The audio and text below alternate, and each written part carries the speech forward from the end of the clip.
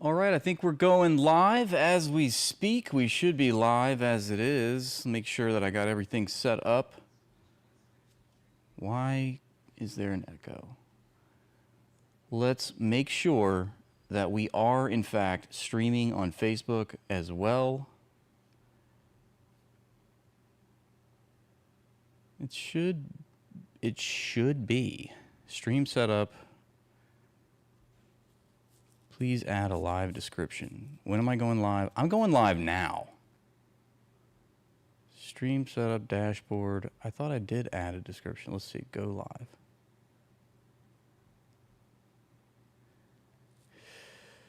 Oh boy.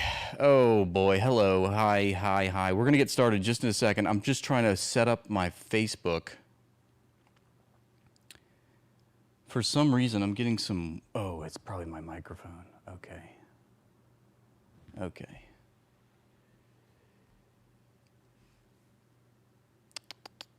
How's everybody doing today? I'm sorry for the awkward pause. I'm just trying to set up on Facebook, and it's very difficult. I don't know why they make this shit so difficult. Come on. Complete post details. My live is about what? Your mom. That's what it's about. I mean, save that. Thank you for that, whatever that was. That sounds great. Hey, Saint Siren Salt, thank you for the subscription.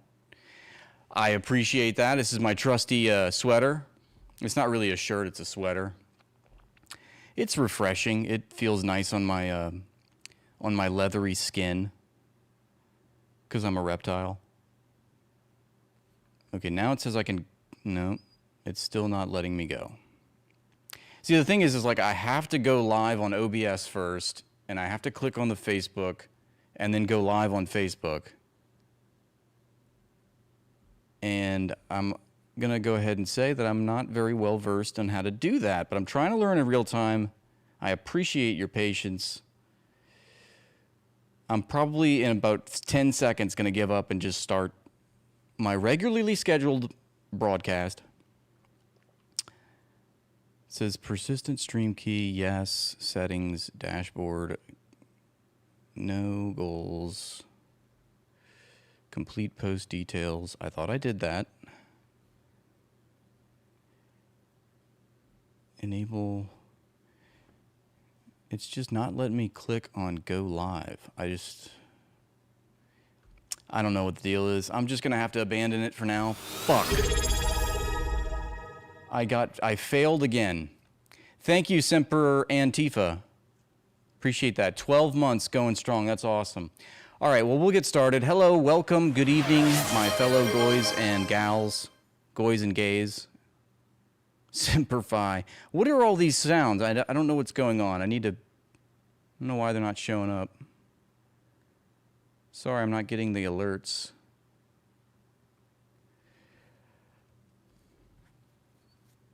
Unplug and plug back in. Thank you. Jeez, Turbo. Why didn't I think of that? Okay, so welcome in, everybody. So we're doing another night of Goyslop, of course. It is I, your host, Rathbone, here to bring you another fresh serving. We're live cooking at the Notisserie. We're here on the clock, 4 hours. Let's do this. So one of the top stories tonight is Albania. The Kushners are being protested against by the Albanian people. You might remember yesterday we covered this story. Ivanka Trump gave this interview. She announced that it was a really wholesome sort of spiritual interview. And Ivanka said that she and her husband, Jared Kushner, were investing $1.4 billion into this luxury resort bunker island in the Mediterranean. And she was just so gleeful about this. And so the reaction online is that this is Epstein Island 2.0, and that the Kushners are, in fact, oops, not that. See, that's my Facebook.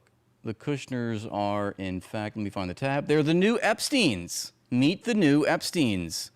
People have been saying this. I made a tweet about it in my own little way. I said this. It seems to be what the moment is, and indeed, people are like eating it up.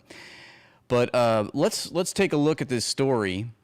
There is the new Epstein. He's been named Time Person of the Year. I'm told that there's white smoke over Tel Aviv right now, signifying that they have chosen a new Jeffrey Epstein. Apparently, that's Jared Kushner.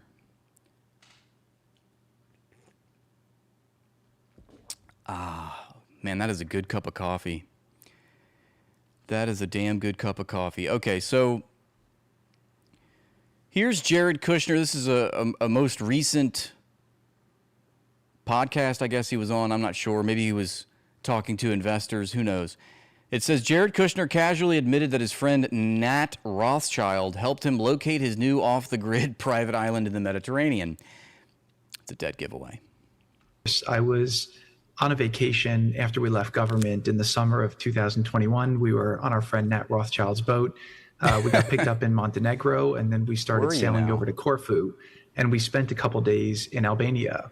One of the nights there, Prime Minister Rama came to the boat. I had not met him when I was in government, but I was very, very impressed with his vision for what he wanted to do with Albania. I really didn't know anything about the country. I didn't understand the history. And the darkness of the history with the communism and the terrible leadership actually led to it being fully undeveloped as a nation. But Eddie came in. He has one of the cool things I was attracted to is the fact that neoliberalism at its finest, always got a slight communism. Look at what these communists did. Now it's time for private equity to come in there and just set things straight for the Albanian people. Well, the Albanian people don't seem to be impressed. Actually, they're rioting right now. He seemed like a very skilled politician, as a very strong and smart leader, but also the fact that he was an artist. I thought it'd be very cool to see what a country really led and built by an artist could be, somebody with amazing... An artist, you say? Maybe, I don't know, a painter, perhaps? Taste and great creativity. And so I was just intrigued by it. And then... He's right. We should elect a painter. They really have a very creative vision for society. Before we went to Corfu, we stopped in Butrent, which was also a spectacular site, and just really felt to me like it showed the potential of the country. So much amazing beauty, the water. We did a lot of swimming, a lot of hiking. Doesn't he sound so lame? He sounds so devoid of a personality. He's so boring to listen to. I'd rather watch paint dry. The country just had incredible natural beauty, but it seemed like a place that nobody knew or understood. And so didn't think much about it. He's got the personality of a wet napkin. It for about a year. And then about a year later, we started looking at opportunities in the Balkans. And the partner who's leading that effort, I said, you know what, let's go down to Albania. I had such a good experience there. Yeah, this is imperial capitalism at its finest. What did imperialists do? As soon as they were done establishing monopolies in their domestic home countries, they sought foreign markets. This is what this is just pervasive. This is just part of our culture. What I contend is, and what Gramsci contends as the cultural hegemony of capitalism. It's just so tacitly accepted that foreign investments should be made into these countries, and they should be able to privatize that country's resources. I mean, that's just good common sense at this point. Go check it out, see if there's something there. And we were immediately drawn to where they were building an airport in Vlore. And obviously a country is going to build an airport by the coast in the place that they think is the most beautiful. So we went there, we looked for opportunities, and we were able to find some incredible opportunities. So this really came from obviously a passion, and it came from the desire to build something that I think could be truly unique in the world. It's just a joke, Susie. Come on, I'm just filled with memes, okay? That's all. I'm just spitting back memes. It's called satire. Whitney Webb says first they offer the carrot, then comes the stick. So Jared Kushner, this is another clip from the same interview. He says Jared Kushner says countries that normalize with Israel through the Abraham Accords, I can't believe they're still talking about the Abraham Accords like it's an actual thing, will be rewarded with investment money and political backing. And remember that Kushner, after Donald Trump's presidency, went off and started a private equity firm called Affinity Capital. They all have these names. It's like Jared Kushner's got Affinity Capital. Tom Steyer, the guy running for California governor, has Farallon Capital. They've all got their little private venture capital firms, their private equity firms. in privatizing foreign land, of course. So he says and also he took a lot of flack. Maybe we could revisit the story, but he took a lot of flack for accepting $2 billion from the Saudi investment fund.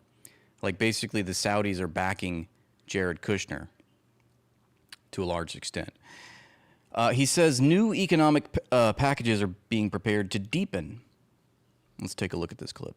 And to promote the Abraham Accords to, make the ones that are existing stick, and then also to find new opportunities. So I have a partner, my partner Asher, who I mentioned before. He's actually of Moroccan descent and actually of Syrian descent. So we've been looking, maybe there's some opportunities to bring investment to Morocco, a country that I know you're very proud of, to really help them create dividends from the Abraham Accords. And so to show the people there that there can be great rewards, because leaders who join the Abraham Accords, it shows that they're thinking about the future, they're pushing for stability. It shows a lot of wisdom and a lot of forward thinking. So those are the environments where I think investors would want to be in. And I have a lot of, American investors who are very... So you see, he is speaking to like this investment forum. It's called F2 priority. I'm not sure. How far can investment go into uniting Albania, emerging markets, and beyond? Who love the Abraham Accords, who want to join us in that. So we're looking at opportunities to invest in countries who have joined the Abraham Accords, but we're also looking at opportunities to invest in countries that might join the Abraham Accords and to create economic packages to incentivize them. So another one of my partners is Syrian, and he said, Jared, we should put together a big investment package maybe for Syria, so that if they join the Abraham Accords, it's funny because the Abraham Accords were already in effect, right? I mean, didn't Donald Trump 1.0, the first term, isn't he the one that sanctioned the Abraham Accords into existence? Have a big incentive. And he's saying, oh, the Abraham Accords will bring peace. Well, we've been operating under the pretense of the Abraham Accords, and look what it's got us. To do it, how amazing would it be to have, a Muslim and Jewish firm working, Jewish partners, with American, working together to try to bring investment there. So something we're looking at. Obviously, there are some complications, but I think there's a ton of potential there. Yeah, and those small complications are just that, the entire Albanian population is up in arms about this. And if they were to join the Abraham Accords, I think that there's a lot of people who would want to invest there to help give them the best chance to achieve their full potential. And Ivanka Trump made it seem like, oh, we were just swimming in the Mediterranean one day and we just happened upon this beautiful island, just apropos of nothing. It's just so whimsical. It was so spiritual, this journey that we went on. I have a feeling that's a bunch of bullshit. I think that that's not the truth. We're going to cover some other stories first, but there's so many stories about Albania. I want to show some footage as well of the Albanians protesting. So this is, in case you didn't see this, here's Ivanka Trump announcing that she and her husband, Jared Kushner, are building a massive off-the-grid private island in the middle of the Mediterranean. The island spans 1,400 hectares. Still don't know what that is, but it's a large sum of land. Let's just say. My husband in the Mediterranean. It's massive in scale.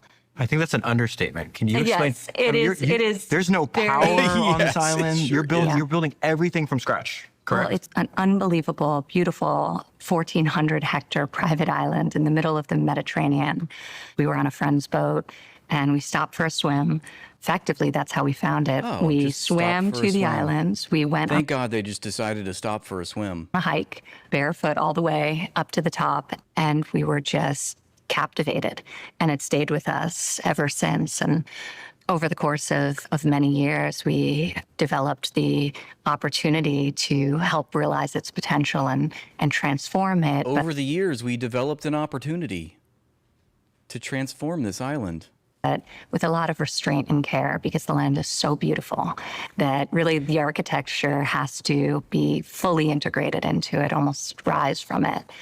It's not even a business for me, despite the scale of it. We not only the island, but we have 5 miles of beachfront directly across from the island, this beautiful peninsula with a lagoon on one side, the ocean on the other, beautiful white sand beaches. For me, it feels more like a challenge than anything else. The culmination of all of my experience in real estate, all of my travel, a lot of reflection on how I want to live, how I think people increasingly are wanting to live, and trying to really build something that's a tangible manifestation of that.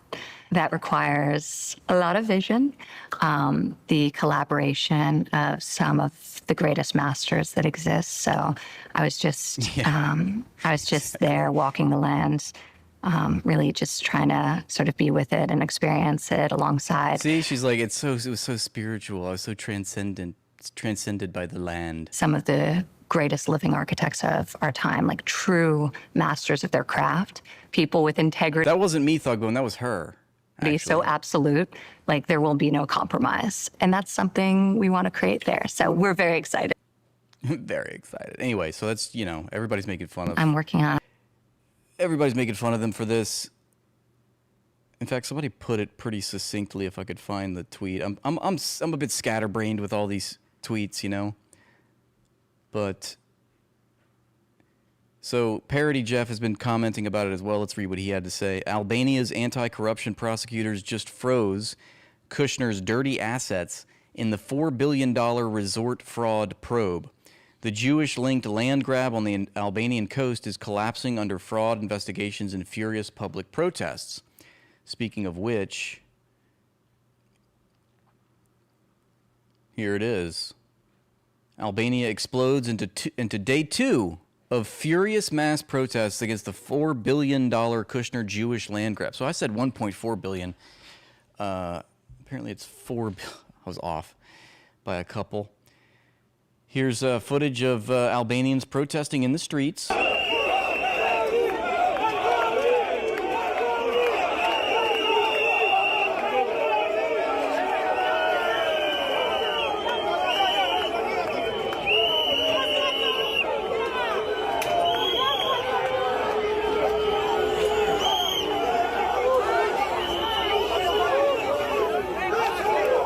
The people are incensed. Here is an article by Forbes from, I think this was earlier today. Yes, in fact, this is like a couple hours ago. Why, or maybe a couple, like 20 minutes ago. Why Jared Kushner and Ivanka Trump's Albanian resort plans are under fire. The top line is that thousands of Albanians have gathered in recent days to protest Jared Kushner's planned luxury resort development, the latest controversy to befall his efforts on the Adriatic coast, as Kushner broadly faces growing scrutiny for using his private equity fund, Affinity Partners, to work with foreign governments during his father-in-law's second presidential term. And here you see a picture of the protesters holding a sign, Ivanka, keep your hands away from Narta. I guess that's the name of the island. It's like she makes it seem like this was just a completely uninhabited, there was a land without people for a people without a land. It's like, no, actually that was owned by Albania. Kushner and Affinity are in the early stages of developing 2 plots of land in Albania. Okay, so there's the $1.4 billion deal figure, so I was right about that, on the uninhabited island of Sazan. And then another, okay, so there's 2. A $4.7 billion deal on part of a protected coastal landscape in Zvernek. Kushner intends to build luxury resorts on the properties with the help of wife Ivanka Trump, telling The Guardian the Sazan resort would be a very high-end luxury product. I'm sure it would be. That he wanted as the ideal resort that I'd want to be at with my family and with my friends. Sorry, Albania.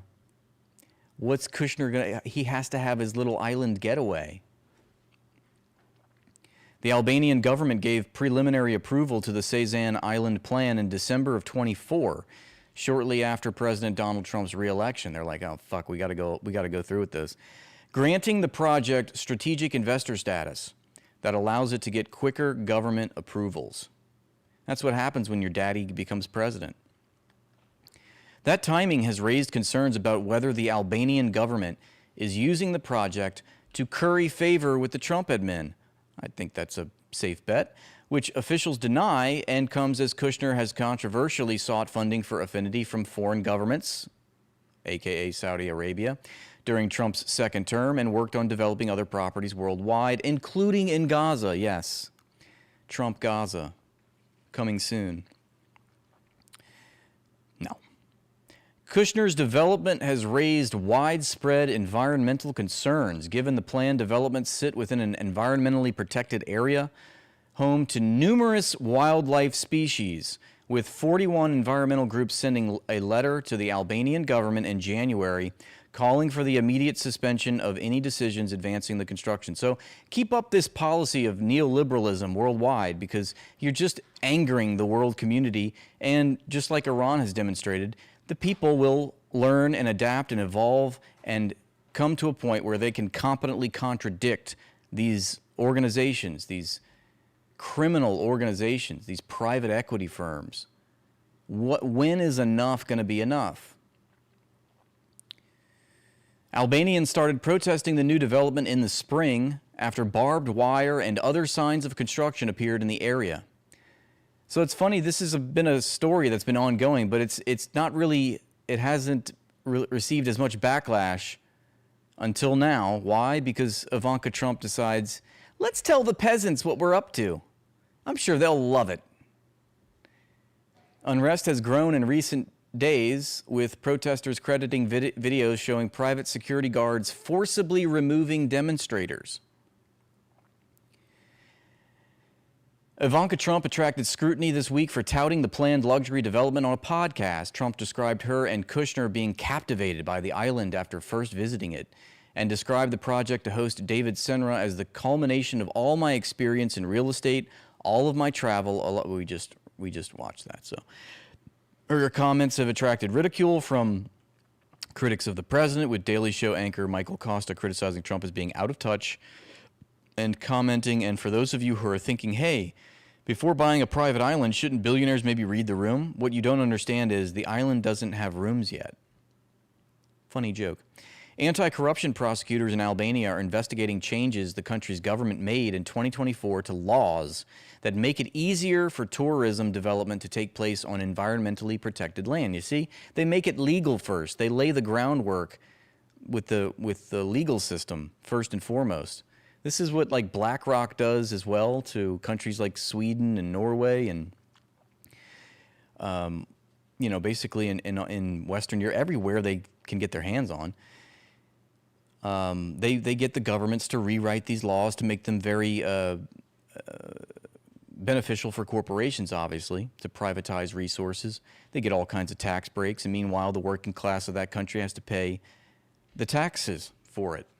It's unclear how long that probe could take to play out or what consequences it could have for Kushners' development. What has the Albanian government said? The Albanian Prime Minister, Edi Rama, has doubled down on Kushners' planned construction in the face of increasing social unrest. Well, sounds like we understand what we need to do then. It is very important that we remain welcoming, says Edi Rama, the Albanian Prime Minister, that we remain fair, that under no circumstances do we receive the stigma of being a country where investments are met with hostility. Rama said in a statement Tuesday, as quoted by Reuters, the fuck of it is that the hostility is being met by the people that this person's supposed to be representing. So we don't care. She's saying, or they're saying, I don't know who this person is, but the prime minister is saying that they don't care about their own people, because that's where the hostility is coming from. There is absolutely no chance, they continue, that the investment will stop as long as I am here. Okay, well then, like I said, I guess we know what we need to do, what the Albanians need to do. The Albanian government has also previously defended the development as being in compliance with environmental rules. Yeah, the rules that they created, right?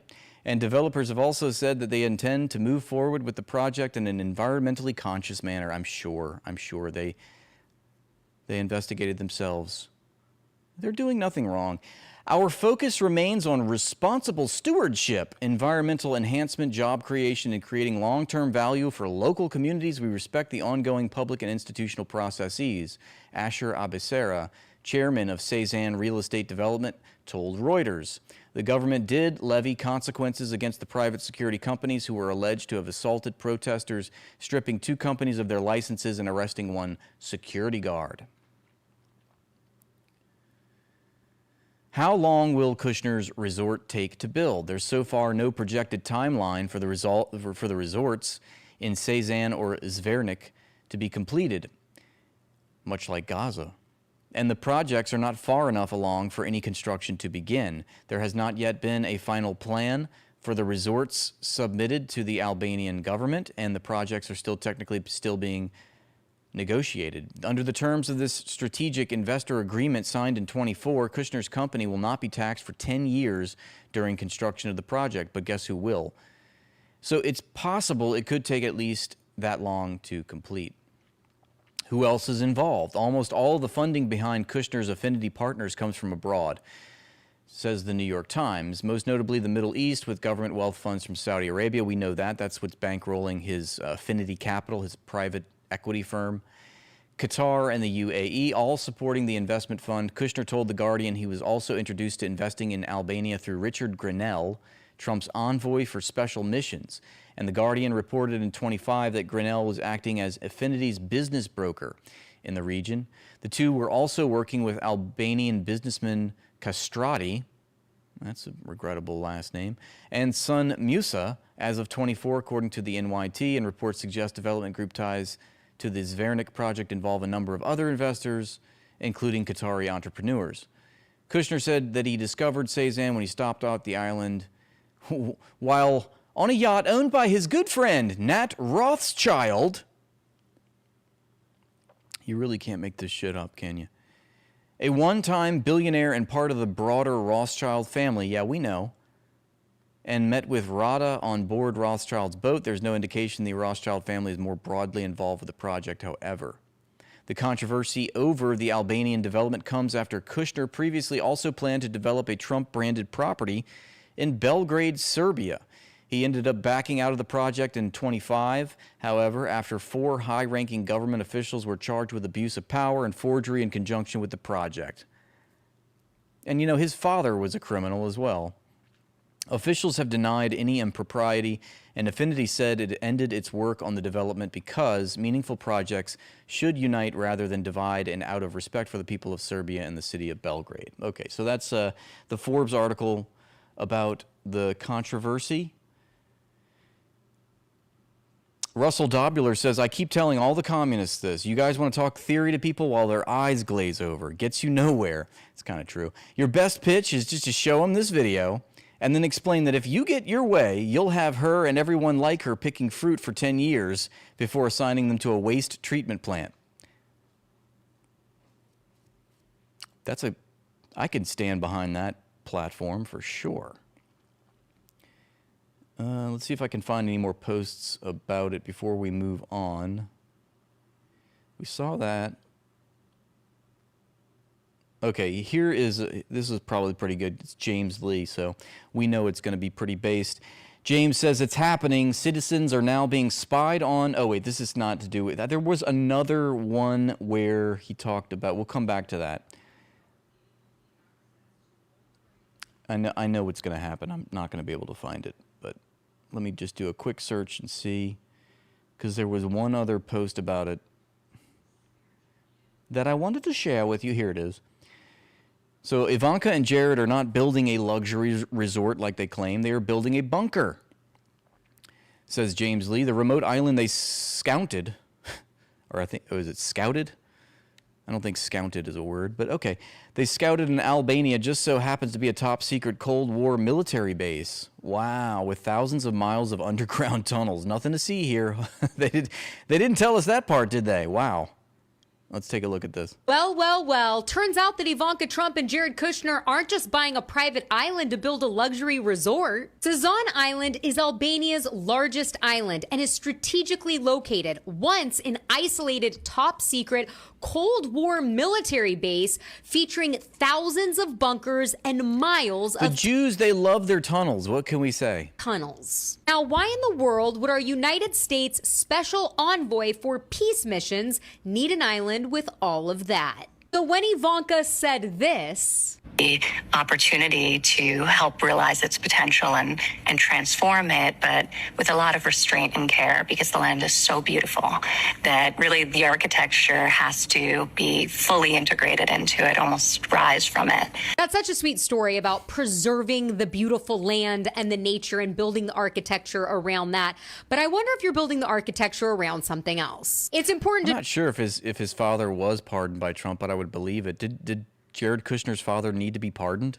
I know he was obviously charged and indicted for corruption, but I've learned a little bit about it. I should probably brush up on his family history because it's just like it expresses the theme that we're seeing, you know? It's like more of the same. What happened will continue. note that the Albanian people are not happy about this, and they're protesting in the thousands, and they're also demanding that the prime minister resign for allowing such a corrupt deal to go through. But again, I'm sure this purchase is just to build a big, beautiful luxury resort, not a personal bunker on an island.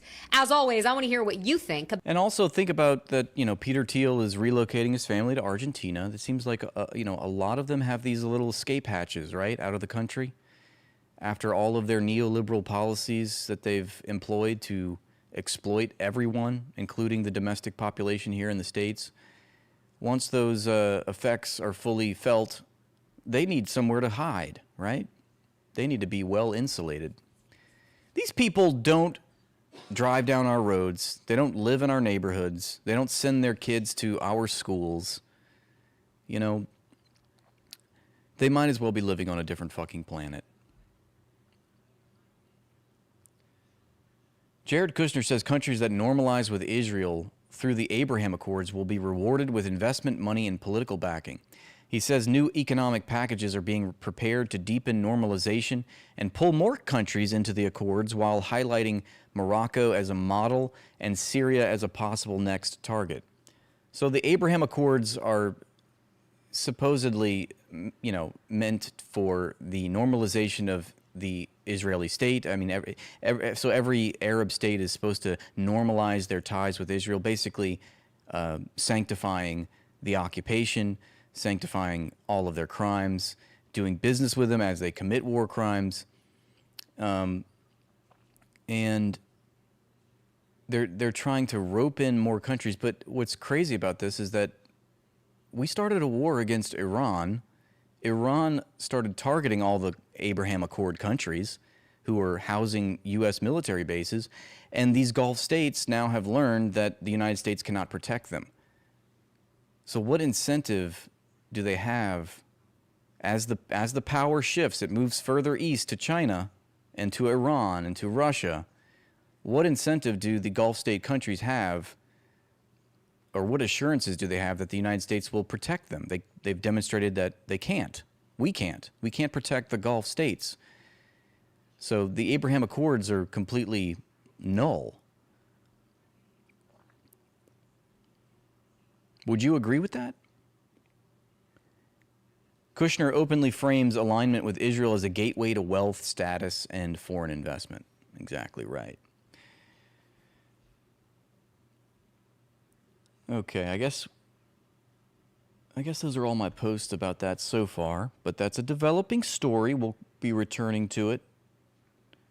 But just in case you didn't know, Albania just froze Kushner's $4 billion coastal mega project. I'd like to learn more about that, actually. What is, because we know the Albanian government is like in cahoots with Affinity Capital and the Kushners. So what is this? What is the meaning of this, really? Is a question that I have. Okay, let's move on. So Donald Trump gave an interview today, and it was. He basically confirmed that he did have this phone call. I got to show you this. We actually have a leaked, you know, there was a leaked transcript of Trump's call with Bibi Netanyahu, and they said it was alleged that Donald Trump chewed him out and said, you know, you're fucking crazy, and you know, you would be in jail if it weren't for me, and everybody hates Israel. Well, it sounds so angry, right? In the context of reading these words, like, oh man, he really chewed him out. But actually, there was leaked footage of the phone call. We actually now have a video that shows Donald Trump saying these words, and we can judge by his tone how serious, how angry he actually was. Check it out. Doing. You're fucking crazy, Daddy. You'd be in prison if it weren't for me. You're so bad. Oh, stop. Everybody hates you now. Everybody hates Israel because of this. Not me, though.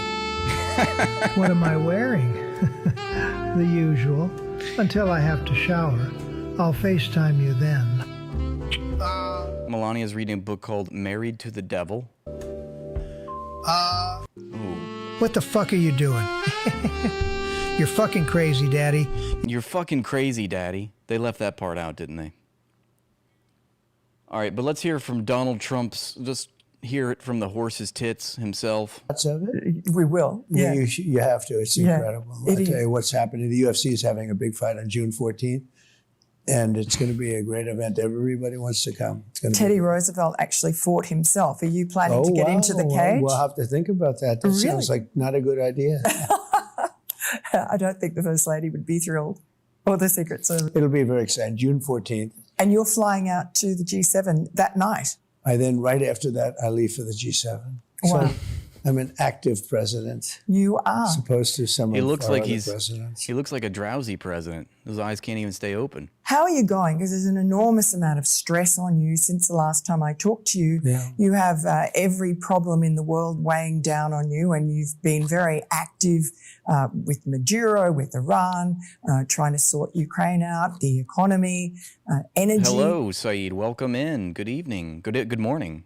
How are you managing to bear all of that? Well, one thing is working out well. You know, Venezuela was a big Sundowning success. president. Iran's a big success. Wait till you see. I mean, that'll be a Wait big till you see success. it. It's already, we've essentially defeated the military. We'll see what happens. We're working on a deal, and if that happens, fine. If it doesn't happen, He's that's so okay incompetent. He's such a buffoon. Still saying this shit.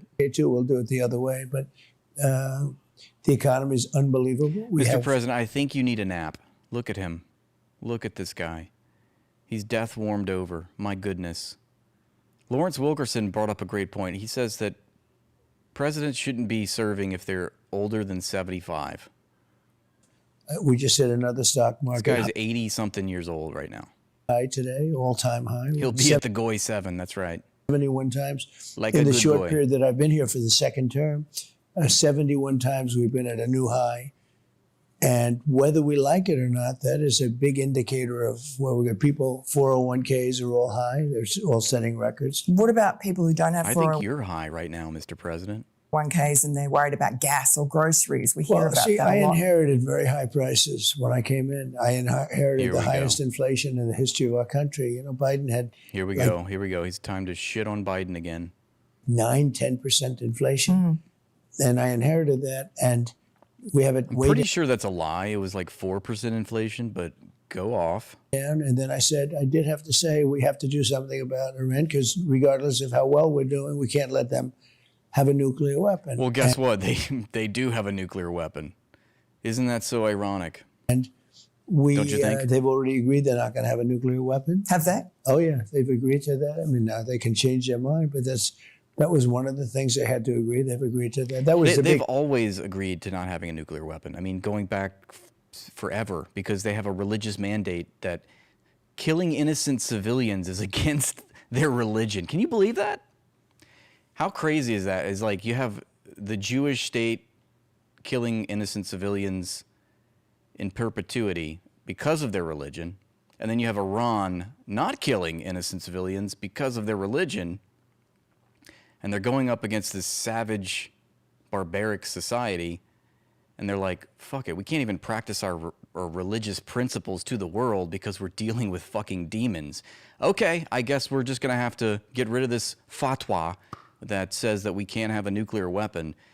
Fuck it, you know? It's like we can't even adhere to our own religious principles because of this fucking state called Israel. thing. How do you know the people you're talking to there are actually the people making the decisions? So we had various levels of people, and the first set is gone, the second set is gone, part of the third set is gone, and the people we're dealing with, we know they're the people that are leading the country. Cool. So you've been assassinating the negotiations, assassinating the negotiators. True, right now. Is it the gay Ayatollah? The gay Ayatollah. I can't believe she just said that. What a sham. What a silly bitch. This is not a real interview. What a clown show. He's involved, absolutely. Really? Even the gay Ayatollah? I thought being gay was a Jewish value. Didn't we hear that? Gay pride is a Jewish value. That's what the Jewish Democratic Council or whatever said. So why is she trying to slight the Ayatollah, who's not gay, by the way, but they love to say this for some reason as if it's like a slight against Iran. But we're also told that, they're barbarians because they're intolerant of liberal society and, freedom to express your sexuality and all this stuff. But also they have a gay Ayatollah, and that's why they deserve the bombings. Yeah, I think they have a lot of respect for him. So he's compos mentis, he's not sick in hospital in a coma as we've been Well, told? I don't know. I haven't had the privilege of meeting him. Right. But I haven't had the privilege of meeting the guy who I assassinated his entire family, including his wife, and I think his 4-year-old daughter. I'm not hearing he's doing great. You're doing better. Right. That way he's not. If you believe the stories, he's, missing a lot of different parts. So who's making the decisions? Well, they say he is giving approval because that's the way it is. Missing a lot of parts? What is that supposed to mean? It's been for a long, long time. His father and then him. I guess it's a succession. But we seem to be getting along quite well. Would you like to meet him or meet any of the Iranians in person? I've never thought of it, actually. It's a very good question. I'll think of it. Yeah, I'd like to meet him. Yeah, have dinner. I'd like to meet everybody. I'd like to meet him. Yeah, we sure. probably will meet at some point. People that we said are fucking crazy and we're going to annihilate their civilization. We should invite them over for tea and have some talks. Depending on how it all works out.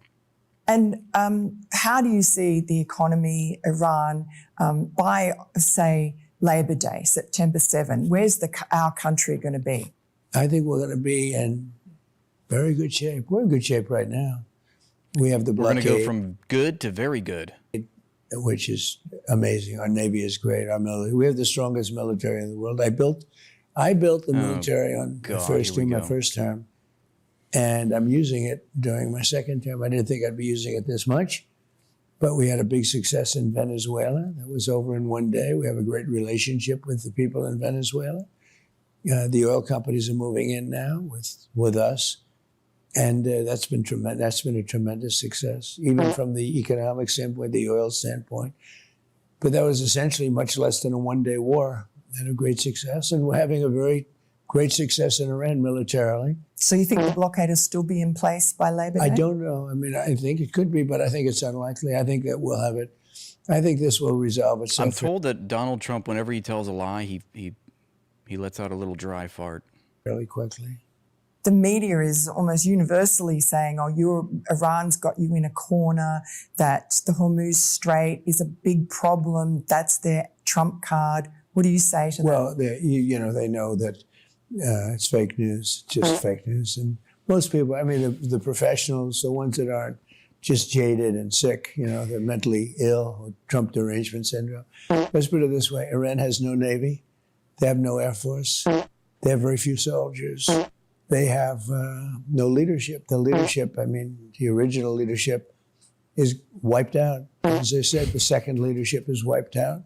Some of the third leadership is wiped out. Their economy is crashing. They have 250% inflation. They have everything that you can have that's bad, they have. And then if you read the New York Times, you think they're doing fantastically. It's amazing. Now, our country, on the other hand, has the best stock market we've ever had. We have, with the exception of the oil for a short period of time because of the war. Other than that, we have very little inflation. The country is doing fantastically. We're leading the world. We have $18 trillion being invested in the country in just 11 months, whereas the past administration, Sleepy Joe, had less than $1 trillion, and we have $18 trillion, which is a record for any country, anywhere in the world. The record was $3 trillion, and we have 18 coming into our country. That's 11 months. And now. when will that be felt by people? It's being felt in now. gas prices? Well, you see it in construction jobs because factories are being built all over the country, auto plants. It's being built. We have more auto plants under construction now than we had during our prime. And in terms of prime automobile. In your first term, that was, I think, one of the hallmarks was that people's wages, especially working people's wages, were rising much faster than inflation. Do you see that's happening now? Right. Oh, we don't have very much inflation. Look, if you take away just the price of gasoline, the energy, we have very little inflation. We're doing very well, other than this. So, but that's a big puller. Energy and gasoline and all. That's a big factor. People feel it. So it's it's a very important item. That'll start coming down very rapidly as soon as this ends. When it ends, but what we will have is we'll have a situation where Iran will not have a nuclear weapon. Yes. And that's really more important than all of it. We want low gasoline. I had it down to $1.85 a gallon. Think of it, $1.85 an hour. I was in Iowa just before the war started. And I had it down to $1.85 a gallon in various parts of the country. Oh my! And it'll be back there again at some point in the probably not too distant future. I think as soon as it ends, it's going to come. It's already, by the way, it's already way down. You know that. I mean, I saw it the other day. It's $98 a barrel. Yeah. So everyone said it was going to be $300-400 a barrel. It's $98 a barrel. But that's not a big price to pay if you look at the possibility of them having a nuclear weapon. It's not a very big price to pay. And are your tactics where you say something and then change it and then do a peace deal and then break the ceasefire or whatever, is that all about trying to keep the Iranians off balance? Are you sort of messaging to them? No. Because people at home sometimes I hear that they feel anxious and confused. That's good. It's good. If they're confused, then the Iranians are confused. Right. But no, it's just the way I am. It changes. I mean, I could leave here, I could give you an answer, and then in 20 minutes go into the Oval Office and say, how are things going? And I realize my answer is now incorrect, okay? I could come back and say, lie. do me a favor, let's change the like, old whatever answer I say right now. incorrect. But I think is that part of the art of the deal? Changes. No, it changes. No. Facts change. And this thing, and some things change. Rapidly changing. Pretty sure We've facts dealt with don't Iran change. for 47 years. And, they've killed many of our people. And they killed many people all over the world. The state sponsor of terror, number one in the world. And it's rapidly evolving. And it's evolving good. It's going to be very good. They're not going to have a nuclear weapon. Lots of other good things are going to happen. And we're going to have something that I say we did a little excursion down to the beautiful country of Iran, or as they say, the Islamic Republic of Iran. And we did that little excursion knowing that, hey, I just hit the highest stock market price in history and very little inflation. And I said, gentlemen and ladies, we're going to now have to make an excursion because we can't let them have a nuclear weapon. And that's what we've done. Do you wish you waited until after the midterms? I could have, but no, because this is too important. If I did that, they would have had a nuclear weapon. So they would have had a nuclear weapon 2 weeks after the B-2 bombers struck. So if I did that, they would have had a nuclear weapon. It would be wonderful to say, oh, let's wait till after November. But no, this is too important. Has it set you back, you think, in terms of how Republicans will do in the midterms? Well, I don't know. I mean, everybody I endorse wins. I mean, everybody. You saw that, right, last week? Every single person I endorse wins. So I don't know about that. But again, there's a very important moment in history. We can't let this happen, what was going on 47 years. This should have been done for 47 years. This should have been done for a lot of presidents and other people. Other countries should have done this. Remember those days in your early 20s when you could survive on 4 hours of sleep and caffeine? How is there more? It's like a 50-minute interview. Oh my God! Wow. Whew. Donald Trump needs to change his diaper. I don't know. Should we watch the rest of this? I mean, You know, at some point I said, Bibi, we got to. Yeah, let's see. This is okay. So this is what I actually wanted to show you. This is when he talks about the phone call he had with Nosferatu. Jail. Is that true? Did you speak to him in those terms? I did. Wait, let's go back. Let's get this set up here. That you had a phone call with Bibi Netanyahu, the Prime Minister of Israel, in which you were angry with him. You said, are you effing crazy? What are you effing doing? I helped you stay out of jail. Is that true? Did you speak to him in those terms? I did. I wouldn't say angry. I was a little bit perturbed at his constantly You fucking crazy, daddy, is what he said. Fighting with Lebanon.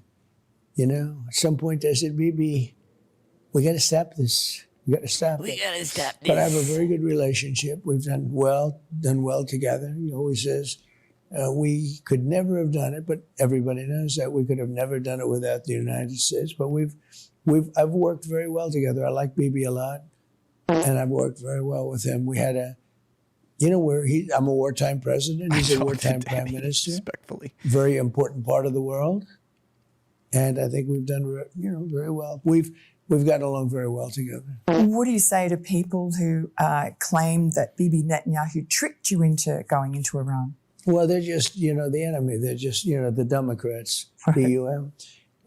These are Democrats. These are he people loves that that. don't know what they're doing. They want men playing in women's sports, and they want open borders so the world can pour into our country. No, we don't want to support Israel and its war crimes, Mr. President. That would be the more obvious thing to say.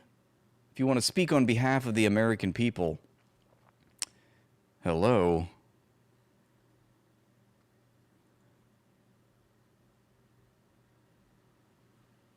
Just in case, we might need to watch it. Just watch it one more time. What the fuck are you doing?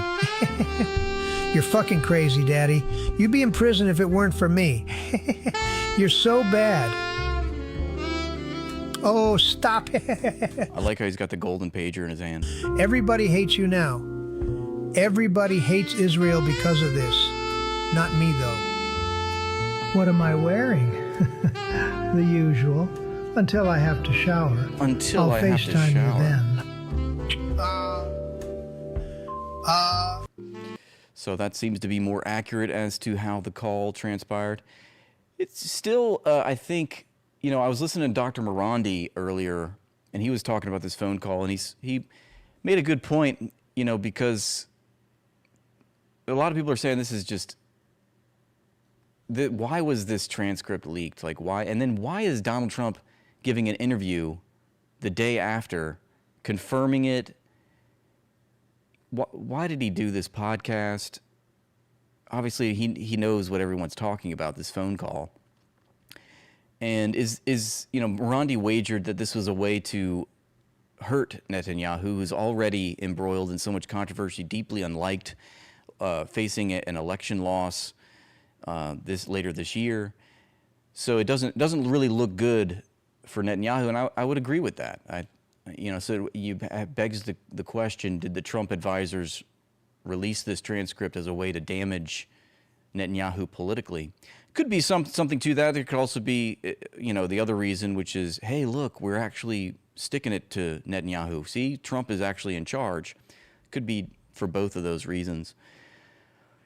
But I think, it's pure farce because, we know things are going to continue on just as they have been, and Netanyahu's really the one in control. But I think Netanyahu, and I know I've been saying this for a couple of years now, but I think his days are really numbered. And he'll probably be weaned out, by the Israelis, by the Americans, at a certain point in the future. Could be soon. Some people are saying he might not be alive by the end of the year because of his cancer. It remains to be seen. Let's see here. Let's go to my bookmarks. Here's another clip from Donald Trump earlier today. I believe it says, Trump says Israel needed us and couldn't do it without them. It is separate, but Israel Hey, look, they've been a great partner. Bibi Netanyahu's been, for me, a great partner. For other people, not so good. For me, he's been very good. We were very happy with what we've done. And thank you they for the needed follow. us. They couldn't have done it without us. Couldn't have even come close. And they needed us, and they got us to help them with a real problem, because Iran was a real problem, a big problem, a worldwide problem. Because it is separate, but Israel. Hey, look. Here's a Shahed drone striking Kuwait airport. The Kuwaiti airport was struck by the Iranians, but apparently the Iranians are not taking credit for this. They actually they pulled an Israeli. They actually blamed the Americans. They're like, oh, that was an American mistake, actually. Let's see if I can find that post too.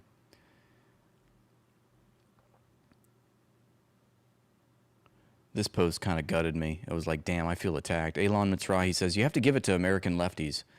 They can describe the very nature, features, and design of the system as news for 1 million years without ever changing anything.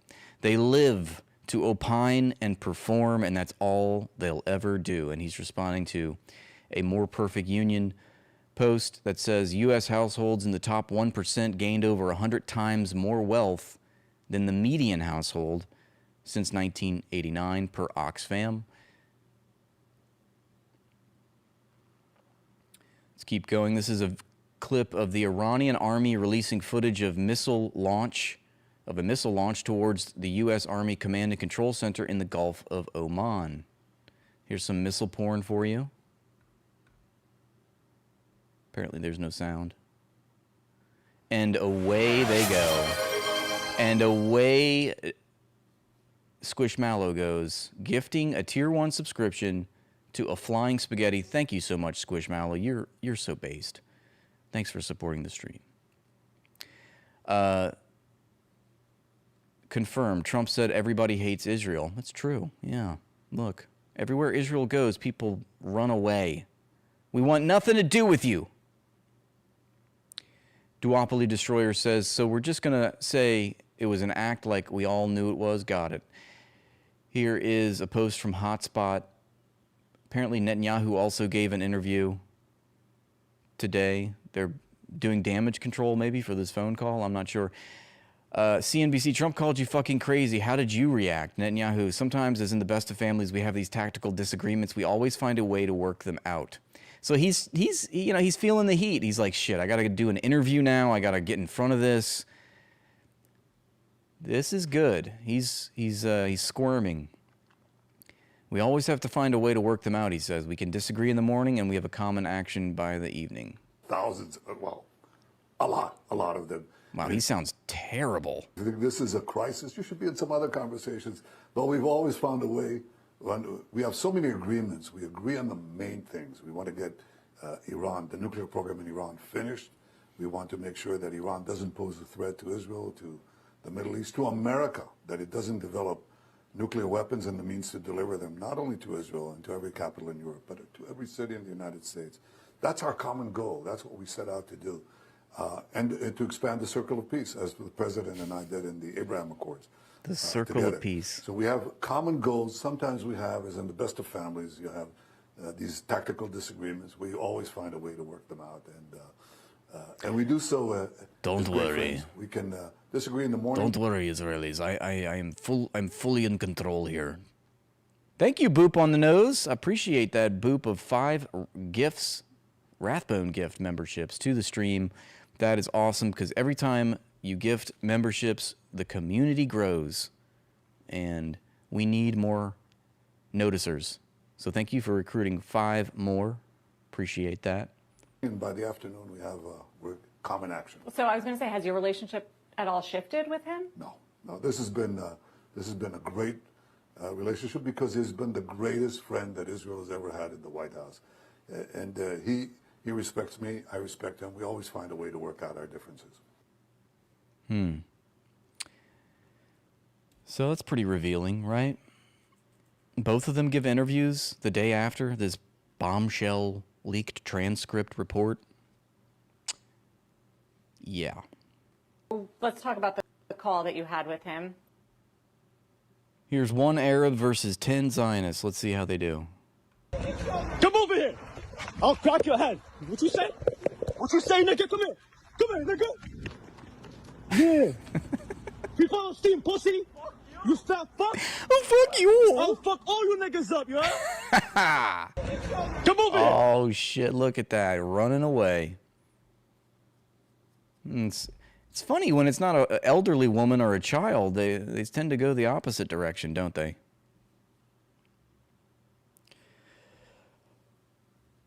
All right, let's see. Michael Rechtenwald, who is the guy who started AZAPAC, Anti-Zionist Political Action Committee, says that Netanyahu is the source of the IDF-U.S. military merger. Remember that NDAA Section 224 agreement or policy statement or policy decision that is going to merge the U.S. military with the IDF, as if they aren't already merged at the hip. He wants to make our military Israeli property. I mean, I think it's pretty much already that way, but the vote on this NDAA is tomorrow. Section 224 must be scrapped. Those who can should call their senators and demand the NDAA not pass. You shall not pass.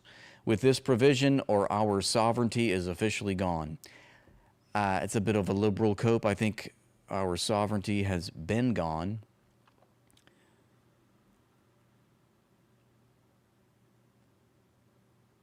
So this is a letter from Bibi Netanyahu addressing Congressman Stutzman.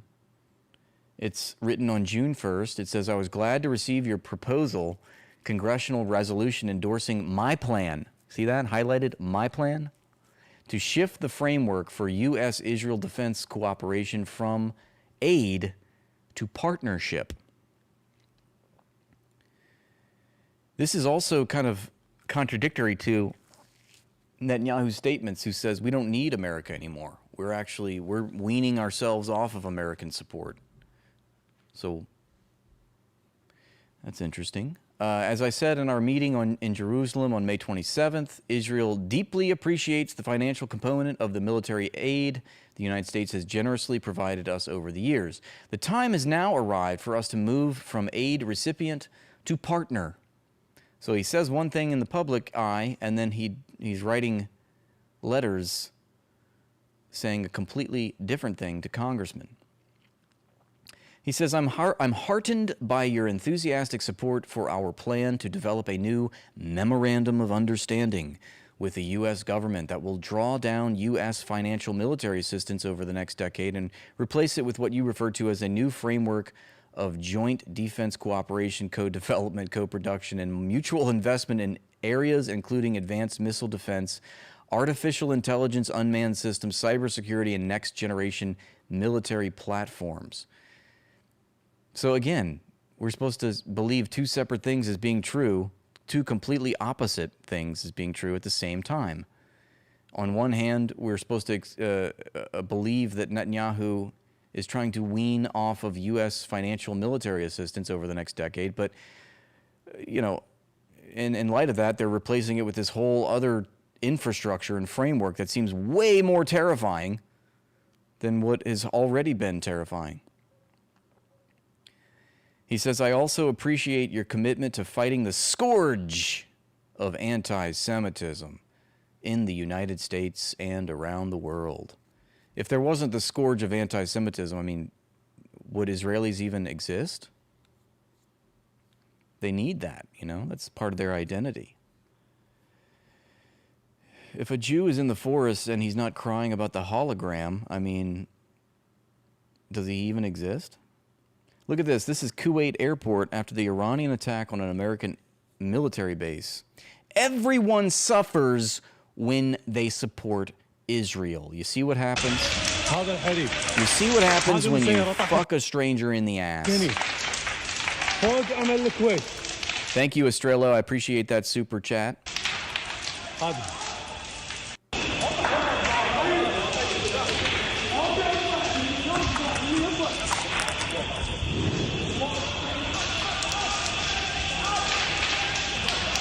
And moments ago, we saw that drone strike from overhead. Seems like that's what happened on the inside. The Onion never misses, folks. Look at this headline. Well, you can't see it because I'm blocking it, but let me move it over. says Trump writes Netanyahu a strongly worded check. Chef's kiss.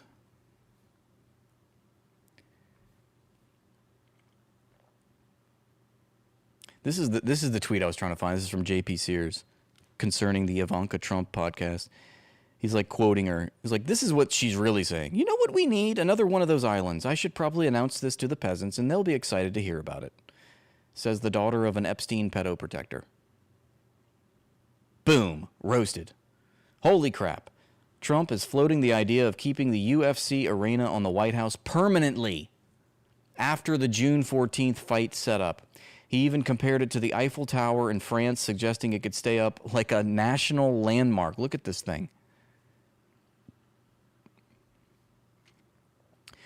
This is another image of, or a symbol of the Babylonian times that we are living through. See if I can find this other clip where he's talking about some pool that they're constructing. And I know I reposted it here. Let me see. Here, wait, no, this. Look at the side by side. That's what's happening on the White House lawn. And you can be a part of this, by the way. You want front row tickets to this event?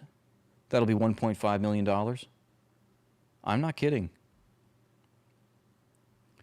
All right, I'll look for that clip, but let's see. We just found another one. It says Trump says he would like to separate Lebanon and Iran negotiations. I bet he would. I bet he would. Ever. We didn't know they spoke. And they agreed yesterday they're not going to shoot. Israel's not going to shoot. We're just going to see. But I'd like to separate it. I'd like to have it a separate thing because it is separate. Because why? Because because Trump cannot stop Israel from striking Lebanon. That much is clear. And the Iranians have made that a red line in their peace negotiations. In order to have peace, Israel must stop bombing Lebanon and Palestine. And he's like, well, you know what? Maybe we could try and keep that separate. Yeah, because you have no agency in this. Ever. I wanted to learn more about this, but Netanyahu shared this tweet. He says, I strongly condemn the violent rioting against Judge Noam Solberg. Law enforcement authorities must exhaust the full severity of the law against the rioters. So who's Judge Noam Solberg? What's that about? Here it is from the Jerusalem Post. Netanyahu slams violent ultra-Orthodox riot. Of course, they're not rioting against like the genocide or like Netanyahu's war against Iran or any of the crimes that they're doing. It's really just the fact that there's this ultra-Orthodox community in Israel that's really pissed off that they're not ethnically cleansing and accelerating the expansion of the greater state of Israel fast enough. That's probably what this is about. Rioters reportedly caused significant property damage and attempted to break into Supreme Court Justice Noam Solberg's home. So what did Noam Solberg do? We read his statement. Let's see. Extremist protesters. Okay, we just said that. Police arrived at the scene shortly after and began detaining dozens of individuals for disorderly conduct. Magen David Adom was also called to the scene after the riot was dispersed to attend to Solberg, who was reportedly feeling unwell. Well, I'm confused now. Why would the ultra-Orthodox Jewish men protest against the jailing of yeshiva students who failed to comply with an army recruitment order? Oh, right. And this is also another developing story because ultra-Orthodox Jews living in Israel are exempt from serving the military. That is for the pluralistic liberal Zionists, the secular Zionists, the ones that come over from the United States and Western Europe. They're supposed to be in the conscripted army, not the ultra-Orthodox Jews. And the Supreme Court apparently forced them to be recruited, and this is a bridge too far. So that's what that's about. I already knew about that contradiction happening inside of Israeli society. Seems like they've been protesting about this for a while now. All right, let's go back. Whoops.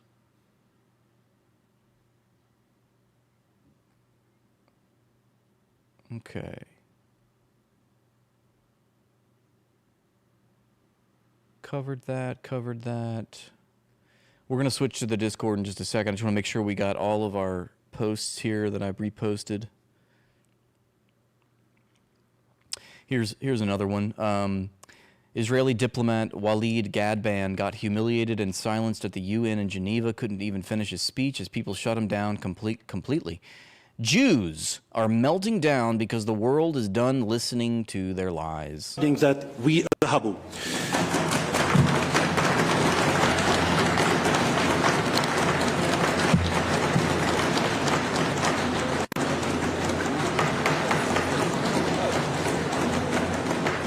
What is that sound? By deciding that we adopt the decision regardless. The procedure was infected.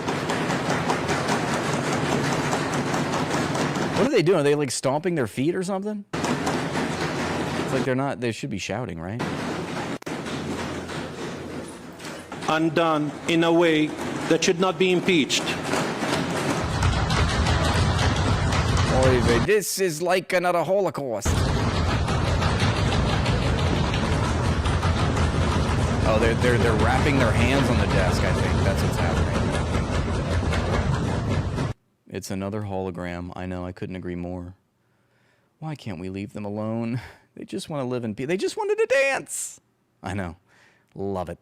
I love it too. He's like he's like, fuck. You see, he's doing his penance of silence. Here's that clip of Donald Trump bragging about his pool. He says the pool that they're making at the Lincoln reflecting pool is going to be bigger than skyscrapers, measuring his ego against buildings while the country is collapsing. I just had this done. I just had this done. That's your size compared. He's telling his aides, yeah, can you make me a little graphic showing how big this pool that we're making, just how awesome this pool is going to be? It's going to be bigger than skyscrapers. So those are compared to, those are... I'm confused. So the pool is going to go vertical? It's going to go up into the sky? How does that work? Among the tallest buildings in the world, including the Empire State Building, World Trade Center,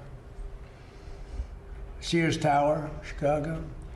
So if you lay it on its side, you'd take 2 or 3 of them to fill it in, because the width is almost 200 feet wide. They just had this done. That's great. That's awesome. Paid for by who? It's my pool. That's your pool. Look at how far Laura Loomer has come over the years. Here she is in 2011. And here she is in 2026. Oh my God! Ah! Jump scare. Sorry, trigger warning. So this guy was a UFC fighter, and his name's Sean Strickland, and there was a clip of him circulating and went viral. He was talking about the Jays. He was shitting all over the Jewish state of Israel. And now, predictably, UFC is trying to silence his dissent for Israel. Sean Strickland says the UFC bosses demanded that he apologize for criticizing Israel just to attend the White House event. They want to shut him down. Of course they do. Well, you guys, I'm not surprised, but I got the call. He got the call. I got the call. Bro got the call. The UFC higher-ups called me, the big names. They said, Sean, I got to apologize, but you're not Israeli enough to go to UFC 250 Israel edition. You didn't say nice things about a foreign country, so you're not going to be invited to the UFC event at the White House. The White House didn't clear you. And I'm not really surprised, I'm not really surprised. So, I think moving forward, I would like to just apologize to Israel.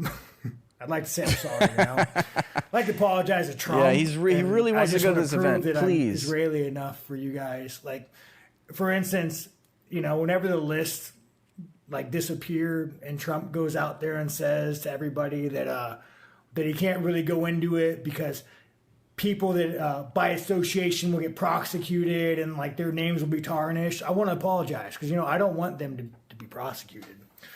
Or he's talking about all if I think he's referring to because Trump said that if he releases the Epstein files, which is something that he said he was going to do before he became president, but now that he's president, he says, Well, I can't release the Epstein files because all my friends will get hurt by this. To say nothing of the actual victims of Jeffrey Epstein and his pedophilic network. You know, when Trump goes and bombs the fuck out of Iran that no Americans agree with, that cost Americans $5,000 to $15,000 to go fight Israel's war, I want to apologize. Sorry, I've been a critic of that, you know. I like this guy. My allegiance... I love the sarcasm. Was apparently in the wrong place, and I just want to apologize. Or when Trump goes out there and says, hey, Trump, your approval ratings are the lowest it's ever been across all demographics. And Trump says, well, you know what? That's I have a anti-Semitic. 99% approval rate in Israel. I want to apologize, and I want to repent, you know. Apparently, I'm not American enough to go to Freedom 250.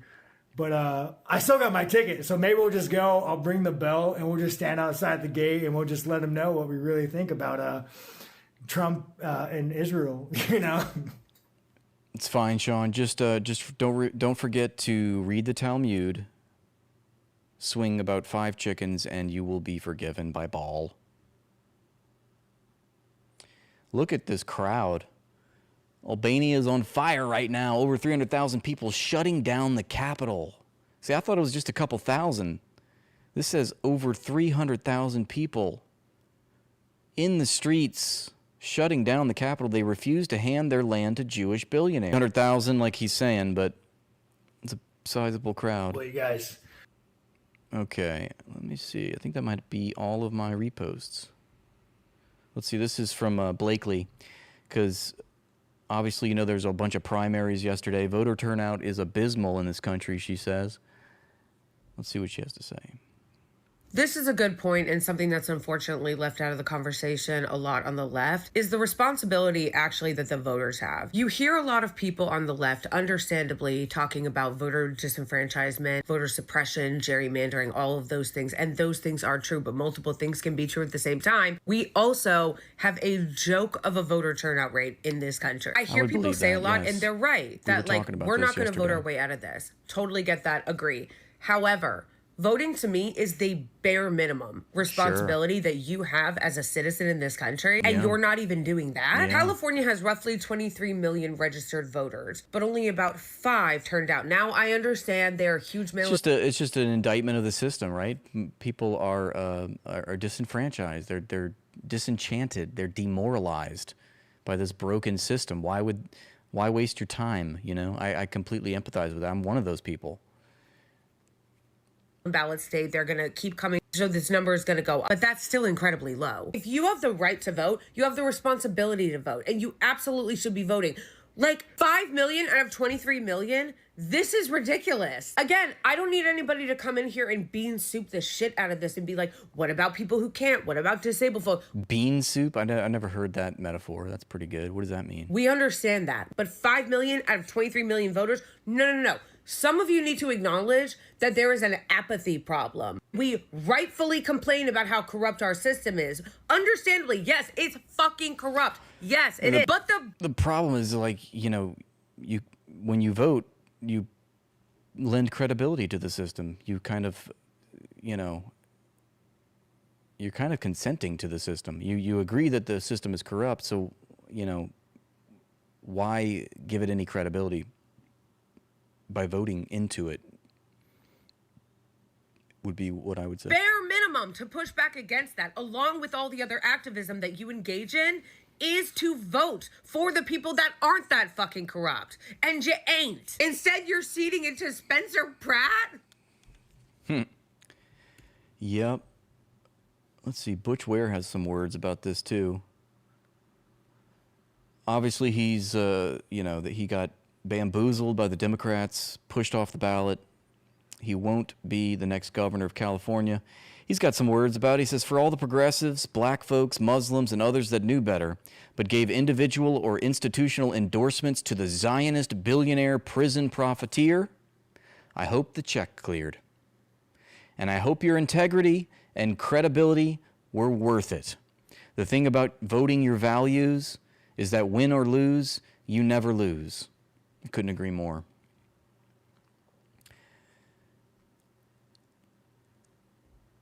And I couldn't agree more with this as well. We desperately need class consciousness in the United States. Class consciousness is not telling people to vote for the blue or red ruling class parties. Fuck. It is educating people that both parties serve the billionaire class, which is why workers need to build our own party, or I'm sorry, build our own power and our own party to fight back. Okay, this capitalist pyramid that is going viral on X, on Twitter, is so absurd that it got me to break my rule of making media and come out of the shadows. So, hey, everybody. So, yeah, this was it. It was seen by like 800,000 people, which is just absurd. But it's this fantasy pyramid of what capitalism definitely is not. And it sells this idea that, like, look, if you work hard enough, you can move up and you too can become a trillionaire, like Elon Musk is about to be.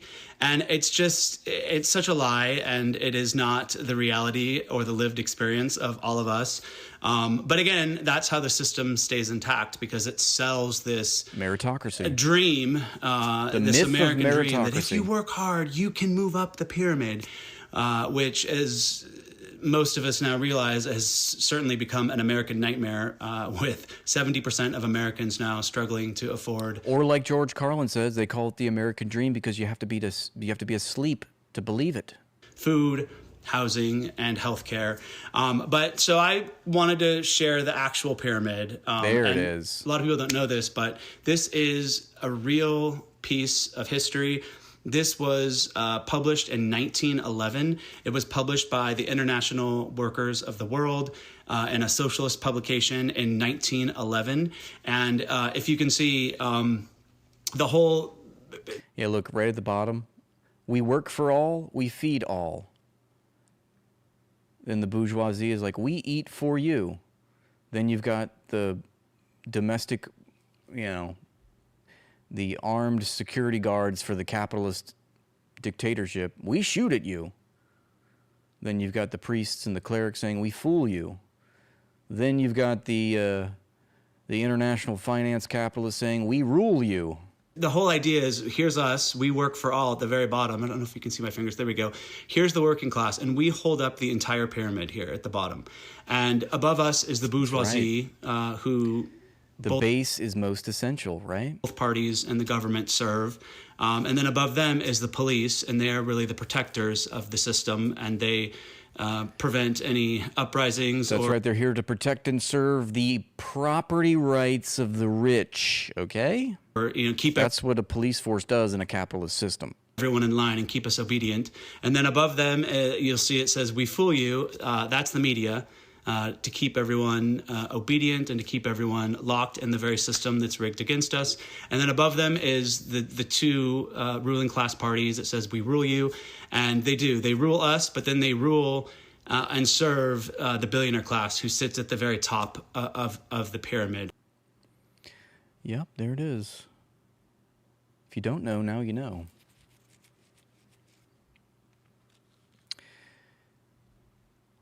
All right, let's dive into this California primary. Blakely, once again, has another video. It says California has a supermajority in a blue state, and yet this is who they keep coming up with. What are you guys doing over there? Listen, I don't want to be too hard on the people of California, because I know that we in New York have a lot of, really embarrassing electeds that just, marched in a genocide parade with the war criminal Smotrich. But why do you guys love to elect the absolute worst people the party has to offer? Like, every time. Like, you had the opportunity to elect Barbara Lee for the Senate, and you picked Adam Schiff. Really? These are the two that are going to the runoff? Javier Becerra, or as Biden called him, Javier Baccaria, who literally is so corrupt. He is funded and backed by so many corporations. He looks like a fucking NASCAR driver, okay? Just covered. What happened to the good billionaire, though? Tom Steyer. Weren't we like, oh yeah, Tom Steyer, he's the one he's the good billionaire. He's going to actually tax the billionaires. Look how well that plan panned out. Great job, Democrats. Great job, DSA. Well done. Corporate sponsor. It's going to be Javier Becerra. Sponsorship. And then you have this Republican British guy who actually gets more votes than everyone. What? Javier Becerra. Wait, Steve Hilton is a British dude?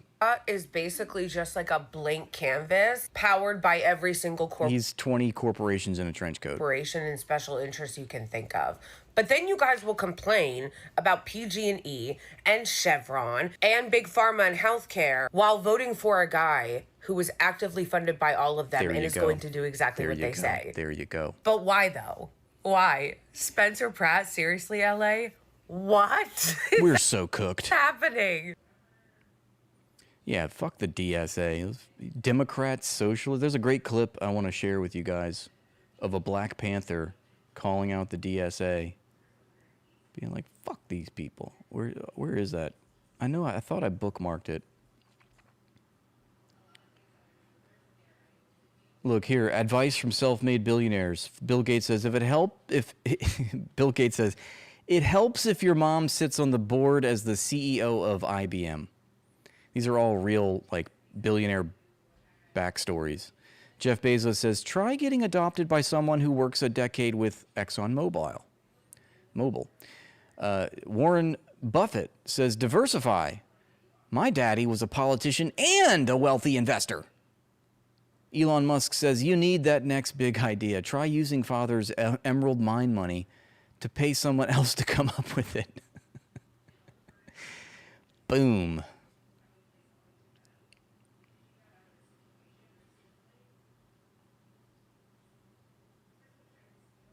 Here's another clip of the Albanian protests. Now it says over 100,000 Albanians shut down the capital.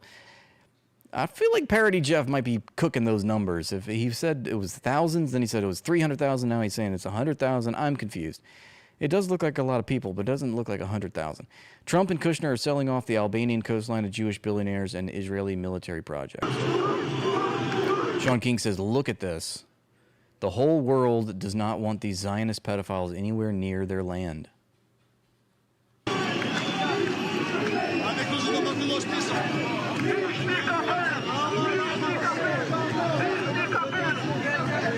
I don't even know if I could, I probably couldn't find Albania on the map, it's sad to say. Okay, there it is. There's Albania. In case for all of you geographical illiterates like me. So where is this island they're talking about? I don't remember the name, but I would remember it if I saw it.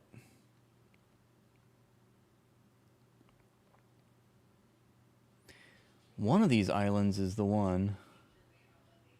Yeah, there it is, Sazan Island. Look how strategic that is, too. There's Zvernik and there's Sazan. So Sazan Island is the one that they're talking about, that the Affinity Capital-backed Jared Kushner, Ivanka Trump project to turn this island into a billionaire's bunker paradise. Epstein Island 2.0. Here it is, Sazan Island. Just off the coast of Zvernik. I mean, they tried to make it seem like it was so whimsical. They just happened upon this island spontaneously. It's like, no, this is very strategic. And it's going to be right next to the airport and everything that they're going to build. So there it is. One of the largest islands off the coast of Albania. Right there in this little port.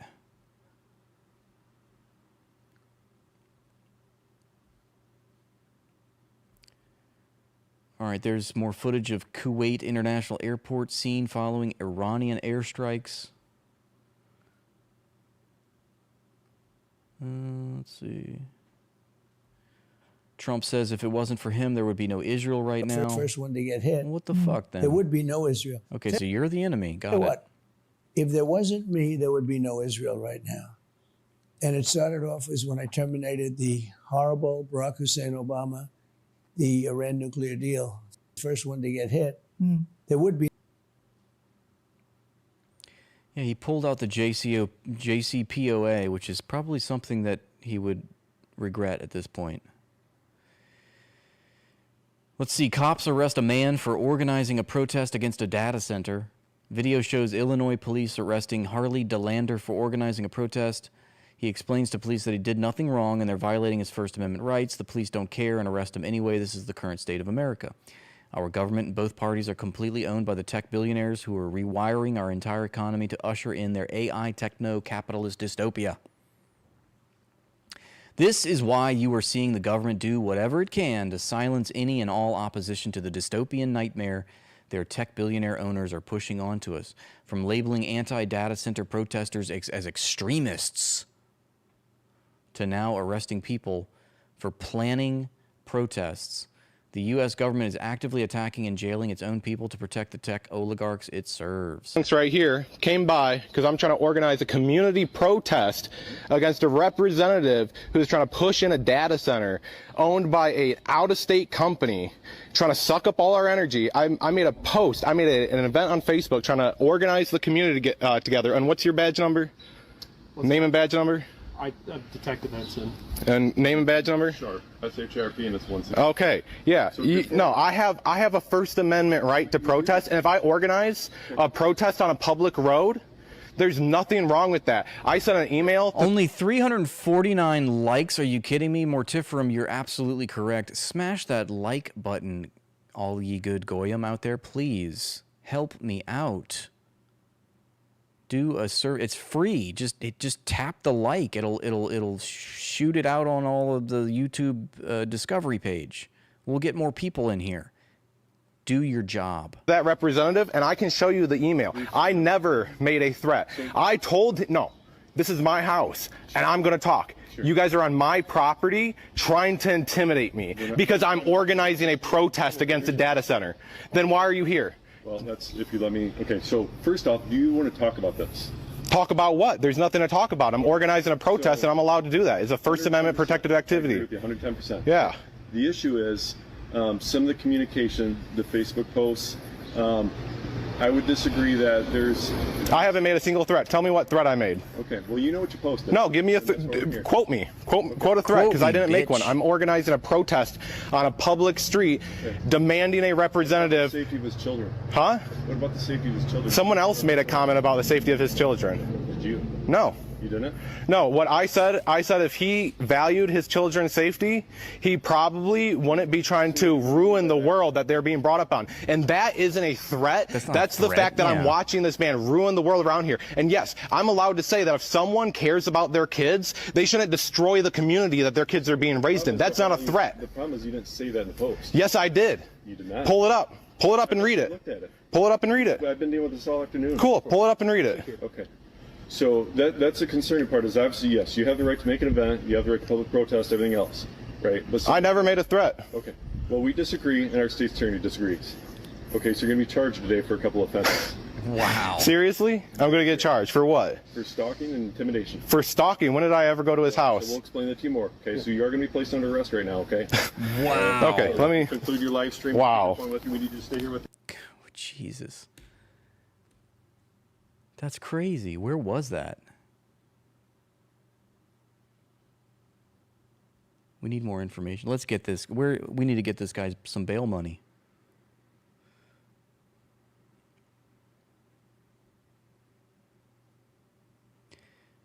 I'm from a few towns from there. Looks like I need to rally the racing crew and make a trip to Dixon. Apparently it's in Dixon. I don't know where Dixon is.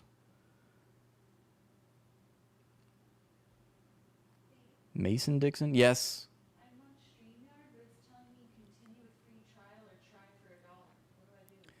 Just do the free trial. I thought you said it's free. It is free. So the trial just goes on forever? I don't know. I'm confused. It should be free. StreamYard is free. Let's see. This is the post I was talking about. The Black Panther Party leader in Newark calls out Hassan Piker and other phony internet activists for failing to understand what the revolution fights for. They didn't come because of the people. Right. They don't give a damn about the people. Right. I mean, but until we start to organize and work like this, we are not changing nothing. Like people who come over here and talk all that, whatever. Like what is it? What's his name that came here? Tall dude. He got all his followers. He came down here. I asked him, so what do we do to, huh? Hassan Piker. Hassan Piker came. So I asked him, Hassan, because everybody was following him. I don't know that motherfucker. This is my first time seeing him. I never seen him on the streets doing anything. I never seen him doing this. So I'm like, yo, Hassan, so what do we do to change all of this? He said, just keep protesting. I'm like, how long we protest for? Until the people that you're protesting against change their mind. I'm like, get your dumb ass out of here. I told them to get out of here. They thinking I'm MAGA, I belong to MAGA. They're like, because I don't like him. But that's how the world is. Everybody's like, they're so socially conditioned. The dainty hands man wants fame. Think a certain way. But he don't know anything. He's talking about he's a democratic socialist. That don't even make sense. How can you be a Democrat and a socialist? Like, it's contradictory shit. Right. But people don't know nothing, so they just follow it. Yeah. That's why the first duty of a revolutionary is to be educated. Boom. You have to understand what the issues are. And we are in a class struggle. That's what Fred Hampton said. We're in a class struggle, god damn it. I mean, you're gonna hear people sounding nationalists, black nationalists, white nationalists. Yo, we are in a class fucking struggle. And in a few years, maybe 15, 20 years, all these people, middle management jobs, you're going to lose all your jobs. They don't need all of us. It may be too late to struggle then, to build the institution. He's so 100,000% correct. That was they didn't come because of the based. People. They don't give a... So based. Remember what Jeffrey Epstein said, right? Let the goyim deal in the real world. So here we are, being good goys. And I don't know what this is, but it doesn't look good. It looks like a parasite, and we are the host. It's a tick. That's what it is. Yes. I mean, I know what it is. It's a parasitic insect. I know it's a tick. Okay. I understand that it's a tick, guys. Stop with the comments about it being a tick. Tick-tock, bitch. That's a tick, son. Look, you guys, you guys suck. You really do. You're starting to tick me off. That's what's going on. I don't know if this is true, but it probably is. It says a USS Liberty lifeboat is displayed at the Israel Naval Museum in Haifa as a trophy. It's those Judeo-Christian values. I know, it's a goddamn tick. Fuck, I'm such an idiot. Why didn't I know my parasitic... why do I keep saying parasitic? Parasitic insects. All right, wait, there's one more post from James Lee I wanted to see about. Here it is. So he also commented on the same clip. He says, it's happening. Citizens are now being spied on and arrested for protesting AI data centers. Why? Because the purpose of these facilities isn't to power chatbots, but to create the infrastructure to surveil you 24/7. Do not back down. Do not comply. Let's see what he has to say. It's right here. Came by because I'm trying to organize a community protest against a representative who's trying to push in a data center owned by an out-of-state company. Well, we disagree, and our state's attorney disagrees. Okay, so you are going to be placed under arrest right now, okay? That's right. If you don't like AI data centers, you're a terrorist. You don't like Israel, you're also a terrorist. Back in March of this year, a hack in the Department of Homeland Security shone a light on the agency's AI surveillance ambitions, exposing over 1,400 funded contracts. I think it just shows how scared they are of the general public. They treat us like we're the enemy. I mean, and we are, and they are our enemies. That's why they're freaking out. They're like, we gotta arrest this guy. Worth a combined $845 million, showing that the federal government is heavily funding private sector companies to develop advanced mobile biometrics, automated CCTV tracking, and predictive policing systems. Now, publicly, we already know that the Pentagon has a $9 billion joint warfighting cloud capability contract with companies like Amazon, Google, Microsoft, and Oracle. Recent reports indicate that the sequel, dubbed JWCC Next, will similarly be a multi-award contract, but quote, at a bigger scale than its predecessor. And this is important because functionally, these buildings actually belong to the military surveillance industrial complex, and that is by design, as this arrangement, this public-private partnership, allows them to spy on you 24/7, allegedly, while laundering your Fourth Amendment protections through this private corporate shield, because technically they don't belong to the US government or military, which, oh, by the way, could be fusing with Israel. There you have it. There's a picture of Yahya Sinwar being released in a prisoner exchange in 2011 after spending 23 years in Israeli torture chambers. That's a fucking based photo right there. May he rest in peace.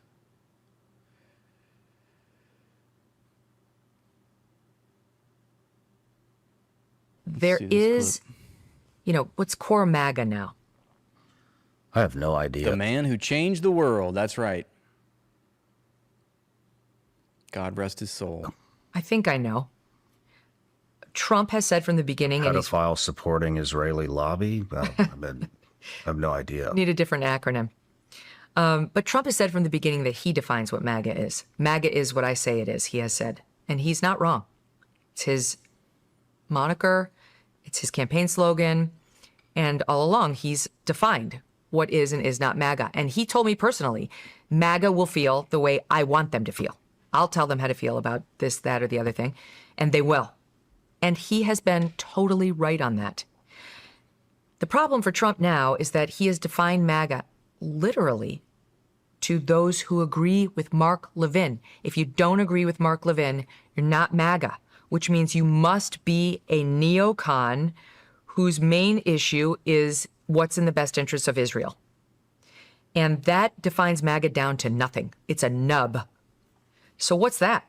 It's not large. It's not important. She does suck. I will give you that.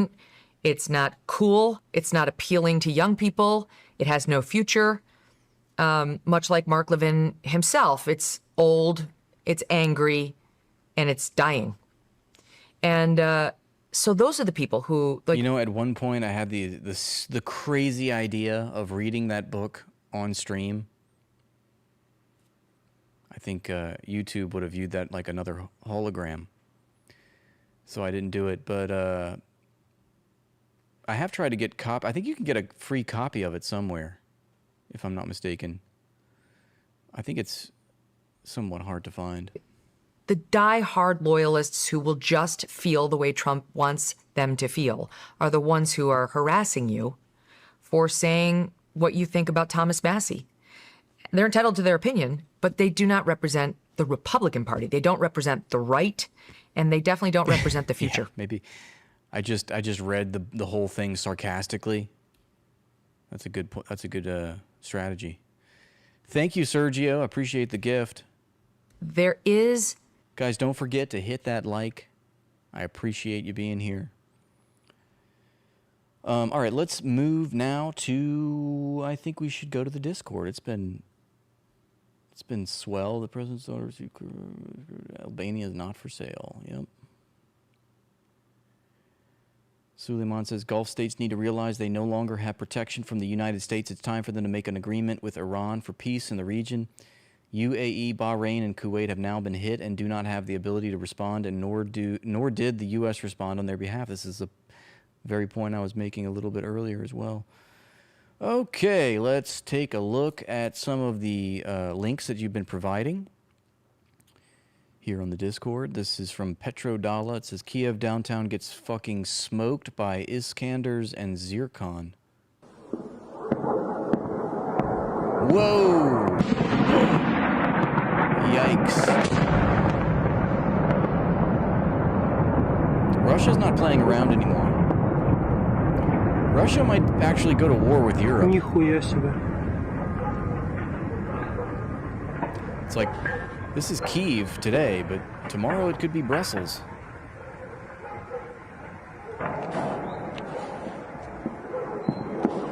Whoa. Yo, Futurucci, thank you for the gift.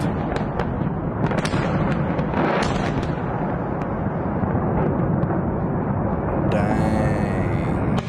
Yo.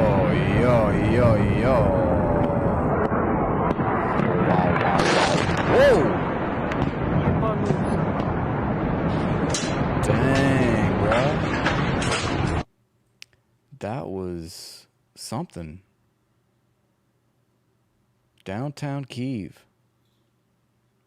What is Zircon? I don't know what that is. You say Zircon and Iskanders. I'm out of the loop on that. Should have gone neutral if only.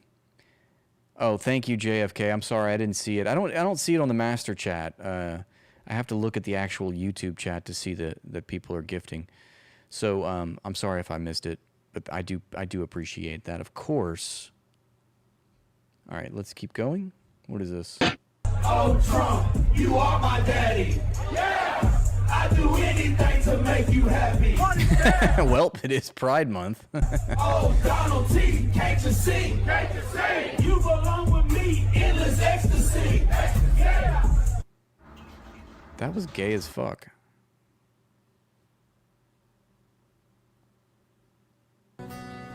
I just want to catch my fish, drive my truck, drink my beer. He just wants to kiss his fish? What? I just want to catch my fish, drive my... Okay. I just want to catch my fish. Just want to kiss my fish. Fish, drink my fish, not wake up. I just want to cut my fish, feed my fish, wear my fish. I just want to catch my dog, drive my dog, drink my dog. I just want to fish my fish, my truck, beer, my beer. I just want to not wake up. It ain't easy being fish. It ain't easy being fish. This country nowadays. Ain't easy being fish in this country nowadays. Damn, that was really fucking funny. We have a new outro song. This is pretty based. Thank you for this, MoPDX. Rathbone has to go to bed. It's time to tuck your little head. Good night, good night. Buenos noches, buenas noches. Ooh, Spanish. Buenas noches, buenas noches. Buenas noches, buenas noches. People are upset that I don't have an outro song, so I appreciate you, MoPDX, for actually coming up with something. That's really awesome. I love that. We're gonna use this, okay? Buenas noches, buenas noches.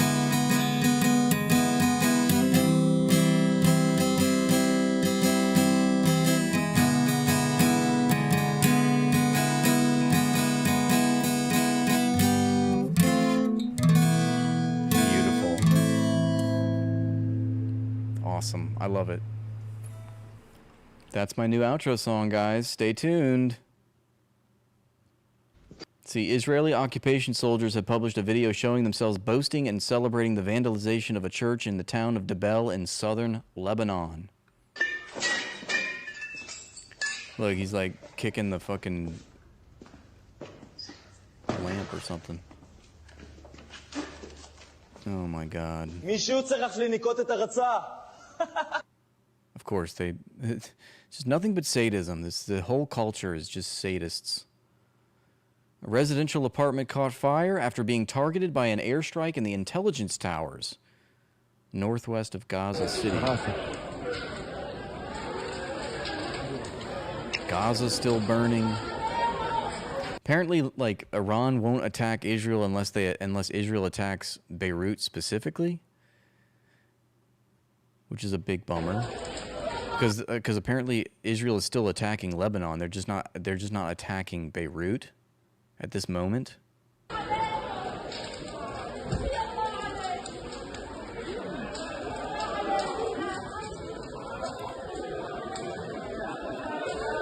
It's like Iran's kind of saying, yeah, Israel, you can attack other parts of Lebanon, but don't attack Beirut or else we will retaliate. I don't know, it's kind of weird, huh? An alarming pattern has emerged thanks to Aaron Brockovich mapping out the location of data centers. The clear pattern being that these data centers are being built in areas suffering from major droughts. So far, her map consists of 33 data centers that are operational, 44 under construction, 27 more proposed facilities. With growing concerns of energy consumption, noise, waste, water usage, the more data centers added to the map, the more this pattern is hard to ignore. A medium to large data center consuming up to 5 million million gallons a day, which is the equivalent of having about 10 to 50,000 people using water in one town. Water primarily being used to cool the servers. Why is data centers being put in areas already being hit by drought alarming? We'll take Fayette County, Georgia, for example. Data center in Fayette County having secretly sucked down 30 million gallons of water. And we're not talking about the water this data center was expected to use. This was nearly 30 million gallons of water extra that not just residents didn't know about. Fayette County's own water authority had no idea the data center had been using the water. How much water is 30 million gallons of water? Approximately 44 Olympic-sized pools worth of water. Or one Lincoln Center reflection pool. No one knew it was happening until residents started complaining about not having water pressure. Come to find out, this data center had multiple lines connected to the water supply that no one knew about. Robots are stealing our fucking water. Really, it's billionaires stealing our water. And I read a statistic about, it's projected that data centers will consume water equivalent to the consumption of 1.3 billion people, something like that. And I'm not sure if that referred to just data centers in the United States. I think it might, but that's just an incredible statistic. 1.3, the water that data centers use is equivalent to how much water 1.3 billion people could use. Not only were they using a ton of water, they weren't even paying for it. So is Fayette County one of these areas not dealing with a drought? Not even close. Not only was Fayette County to be found to have 30 million gallons of water used by the data center no one knew about, this area is suffering from the highest level drought you can have. Experts describing it as the worst dry spell in nearly 20 years. Kind of drought where people who live in this area of Georgia have to deal with a year-round water schedule, where if they're caught using water outside of their scheduled times, they could not only be fined, but they potentially could have their water disconnected. Did Fayette County's data center lose their water? Nope. Not only causing alarm, but adding to the ever-growing uneasiness with the ever-growing amount of data centers in the U.S. An alarming pattern. Corporations have found yet another way to extort you, says More Perfect Union. Congratulations, everyone. In just 60 days, the Iran war is estimated to have cost the American people $72 billion. Well, not all Americans. Some have been making more than ever. This is warflation. For most Americans, prices for necessities are up across the country. The World Bank's Global Supply Chain Stress Index is flirting with its pandemic peak, and gas is now up 50% since the war began. United Airlines, the toothpaste maker Colgate-Palmolive, and 3M, the manufacturer of Post-it notes and Scotch tape, are all raising their prices to shield their profit margin. And travel, especially, is more expensive than ever, as airlines have cut 9.3 million seats over the next 4 months, and prices are up 20% since February alone. So for most of us, the prices of everyday necessities are rising. But for some, that's a golden opportunity. Welcome to the newest greedflation crisis, where the wealthy use war as a cover-up to raise prices, buy up resources, and— Thank you, Yasser, because I felt like that, like 72 billion, that's it? I want to say it's like, you know, in the hundreds of billions. It was 100 billion in the first 11 days, you say. It's $1 billion per day is the cost of this war. That sounds more correct. I thought it was up to like 200 billion at this point. Consolidate their investments, stretching the K-shaped economy to unprecedented extremes, and using insider information to do it. The most surefire strategy is for investors to just cross their fingers and pray that this all ends soon. Literally. The start of the war saw the S&P 500 drop 8% amid the ensuing global chaos and uncertainty. But since then, the stock market has more than erased its losses. This rebound is explained in part due to investors' certainty that Trump would back out of the war before any long-term damage occurs. In other words, they're banking on the fact that Trump always chickens out. This is not anything new to the 1%. During the Iraq War, markets saw an initial period of volatility, followed by a 30% increase in the next 12 months after the invasion. Corporations are well aware of this financial strategy. This boost to the stock market has helped other aspects of the financial sector as well. It's led to an increase in trading, helping Wall Street investors trying to capitalize on the market's volatility. I mean, thank God there's a war and your economic livelihoods are at stake. Otherwise, they wouldn't be able to do that. Now, banks are recording record profits for Q1, for a total of $47 billion across the 6 largest U.S. banks, up 18% from just last year. Now, technically, anyone could take advantage of this market volatility. Wait, the banks are making money off of war? But you know what everyone can't do? Invest in a drone company 2 weeks after the war started and then get your father to immediately sign a deal with the Air Force to purchase from the company that you just invested in. Yes. However, the Trump brothers can. That's right. Shortly after they announced they were backing a Florida-based startup called Power Us, the U.S. Air Force announced that they would be buying drones from that company, which I'm sure is just a coincidence. And not at all another example of the wealthy hoarding even more for themselves, even if it means everything gets more expensive for the rest of us. That's right. They don't call it the state corporate Congratulations, complex everyone. for In nothing. just 60 days. Shut up. Trump says, I spoke to Hezbollah. I didn't know they could speak. I think it would. We're trying to separate it. I mean, He did not speak to Hezbollah, by the way. hey, look, it's a very different kind of a thing. We actually spoke with Hezbollah for the first time. You're negotiating with terrorists? This is abominable. Ever.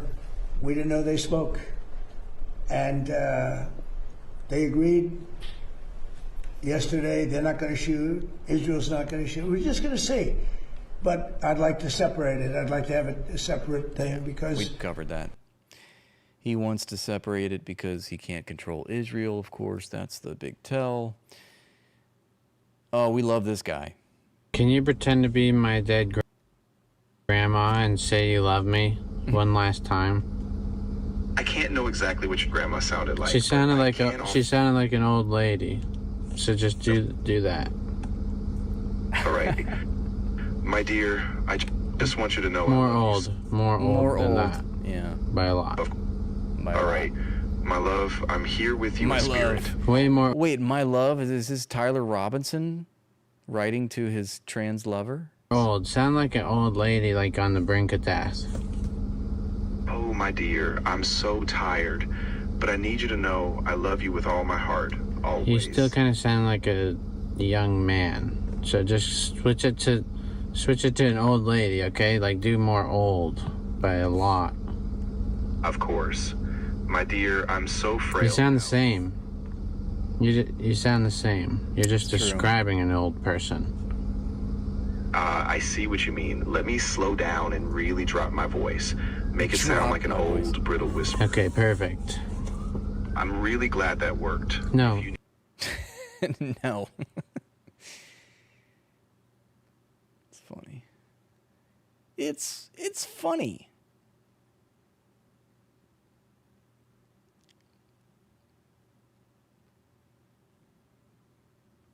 My point is, we're not given a voice to stay silent and to just... Before I leave the stage, I have one last thing to say. Every single person here has a voice, and we are privileged to have the freedom to use it when so many people around the world are struggling and suffering Good for you. They're suffering to be heard. This is the valedictorian at Clayton High School in North Carolina is pulled off stage and threatened with losing her diploma after speaking for the world's oppressed people. Whether it's the millions suffering in Palestine, Sudan, Congo, Afghanistan, and so many other countries around the world, these are the families being torn apart by ICE. These are not distant issues. They are happening right now as I speak. My point is, we're not given a voice to stay silent. Oh, shut it down. Look at that. Whenever I got Producer told Berg. that I was gonna give the welcome speech, I was obviously extremely scared to say something, and I really wasn't planning on doing it, but I had so much support from my friends and my family around me, and they really encouraged me to say something. So That's a good point, Robert. whenever I go onto the stage and I'm speaking, I say the welcome part, which I did submit to the school. I say the part which said, before I leave the stage, there's one last thing that I have to say. And right when Miss Hubbard heard me say that, she started yelling my name. And that's why I kept on stuttering, because she was making me so uncomfortable. She was like, lean, lean, lean. And it was just so weird, but like the adrenaline in me just kept me going. Good. And she let me say about half of it, and then she came up to me, shoved me. You guys can literally see it in the video, and she's like, if you don't stop speaking right now, you're not graduating. Oh. I don't want your fucking diploma. How about that? All I need is Squishmallow to gift subs to the stream, to Nika J, and we're good. We are good. Thank you for that, my friend. We've got another initiate. No mod left behind. Yes. Oh yeah, that's right. Nika is a mod orator. All right, we've seen Marco Rubio getting heckled. We don't need to go back down that road. Do we really want to watch Megyn Kelly? You're talking with Anna Kasparian. Yeah, I love her. It's awesome. I love her. I do too. Well, She's awesome. Like, we didn't have enough money in the coffers to fight AIPAC, but we'll get it because their popularity is on the way sir, Piano Man. down. And there is a rising group of political power that opposes them and their mission. That's why they're in such a panic. That's why we're all getting botted. You know, but they're not going to win. That's a lobby. That's bought and paid for lobbyists who buy loser politicians. But the people have outed them. They've been outed for what they do. They're no longer getting ignored, which is great. And it's been the Democrats who first have realized that they're too dependent on these groups, and they're too dependent on politicians who just back Israel knee-jerk. And the Republicans have been the last to that party, but we're getting there. No one who starts talking about their commitment to Israel has a chance in hell of getting elected. They just don't. Well, tell that to Ed Galrine.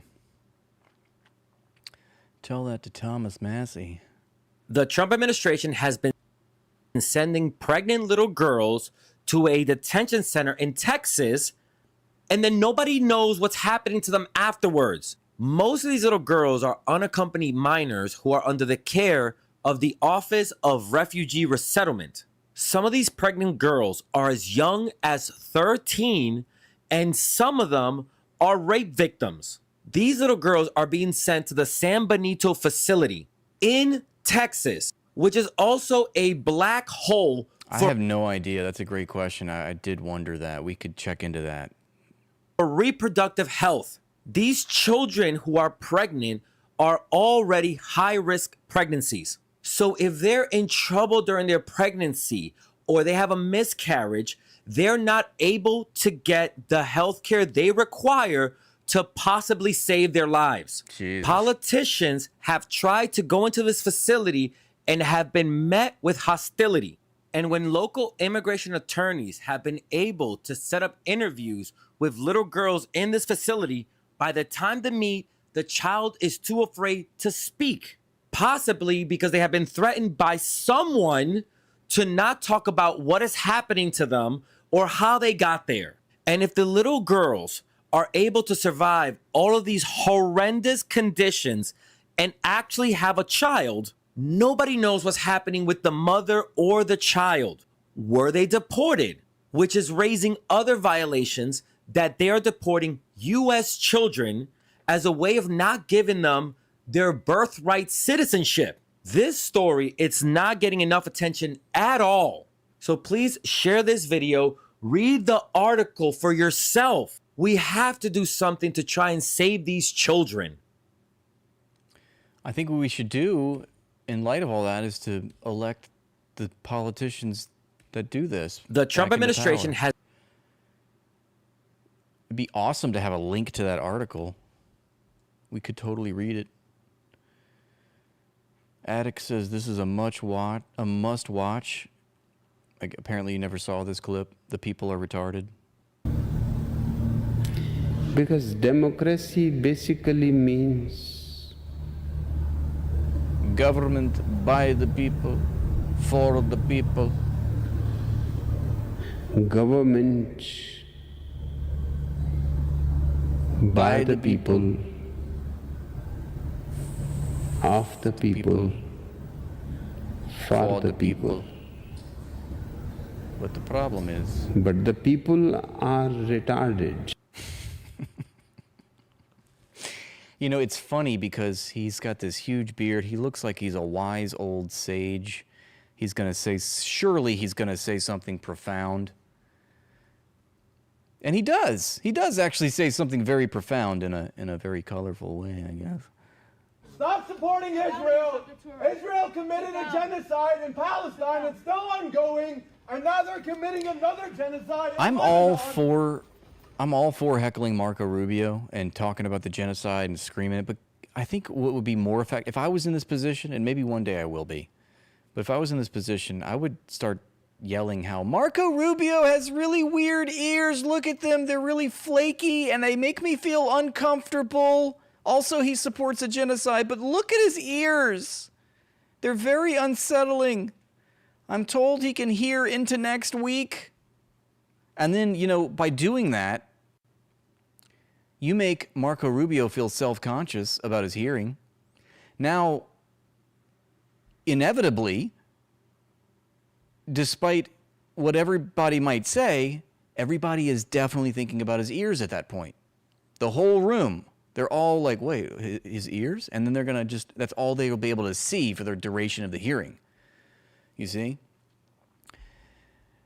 So, I mean, you know, every time we see these clips, it's always genocide, blah, blah, blah, and you're screaming. And I just think it'd be funny to switch it up a little bit and just, you know, be a little petty, you know? It might do some good.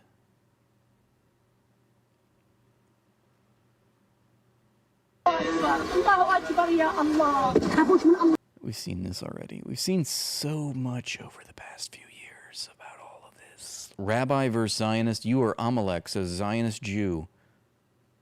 I'll show you one more confrontation between an anti-Zionist and a Zionist. Who do you think? Both Jewish, though. Is the Zionist, and who do you think's the? That's the Zionist.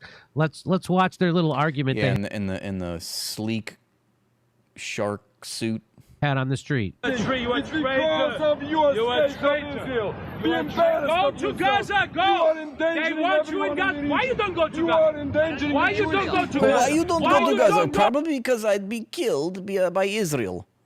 Probably because there is no Gaza anymore.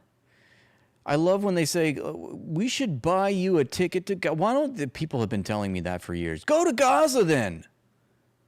Somebody should buy him a ticket to Gaza. Oh, that's a great idea. Yeah, let's get me a ticket to Gaza and fly into what airport exactly? The one that Israel bombed in 2001? The Yasser Arafat airport?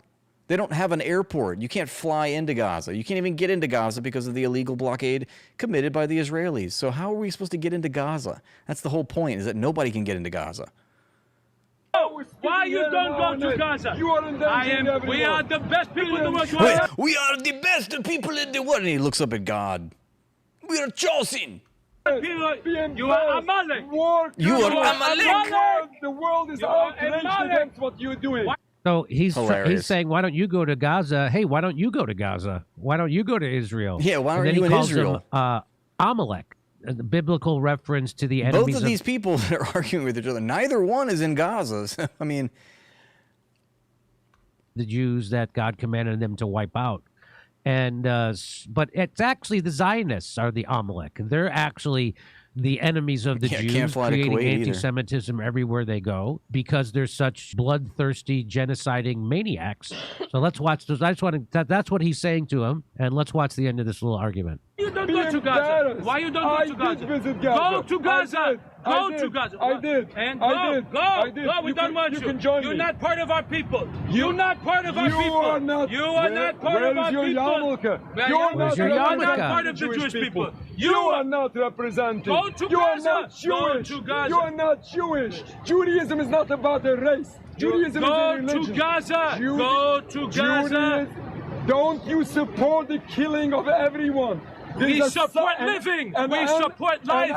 You are not. You are Amalek. You are Amalek. Everyone is suffering. Amalek. Everyone is suffering. Palestinians, Lebanese, Jews. Everybody is suffering because of your wicked state of Israel. Well said. To me, that's no greater representation of what is actually happening. That the Zionists are the real enemies of the Jewish people around the world, conflating Israel and Zionism, which is a Jewish supremacy ideology with all Jews, which, again, that's going to make anti-Semitism. That's going to create it. And by the way, Zionism could not survive without anti-Semitism. It's the fuel for Zionism. Good point. Very good point. Absolutely. Absolutely. Hey, Futurucci, thank you for all those gifts. I appreciate that. And thank you to Y2 Eyeballs for subscribing for 11 months strong. We almost hit our anniversary. I can't wait. I'm going to take you out for a nice steak dinner and then bang your mother. I'm just kidding. I wouldn't do that. We saw the. Why are you reposting this? Leaked footage from Israeli Air Force shows IDF Apache helicopter firing on its own citizens at Supernova Music Festival. Fancy that, on Octagon 7.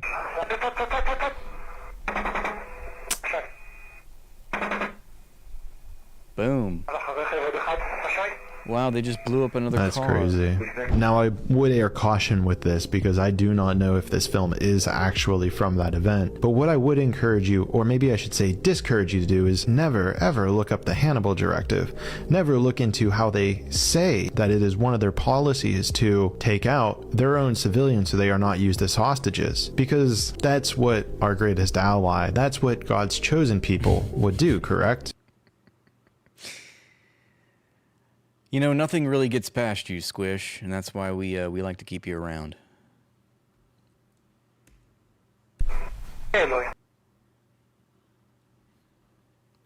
Breaking Pope Leo's longest ever speed run of Microsoft headquarters. The fuck? Wait, this is going by way too fast. It says Microsoft is the single largest shareholder of OpenAI. That's true. Remember, we know that the only reason we know about OpenAI, the only reason it went viral was because of its partnership with Microsoft. AI super PACs have spent over $265 million to buy our elections. Capitalism and democracy are antithetical. In New York 12, AI has spent over $1 million because they're scared.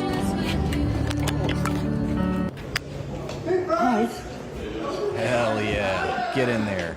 The 11th commandment, thou shalt not indulge in danger. Do you not believe in magnificent humanity?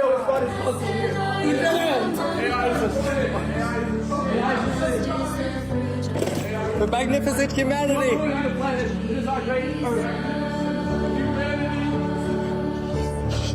Hey fans, OpenAI repent!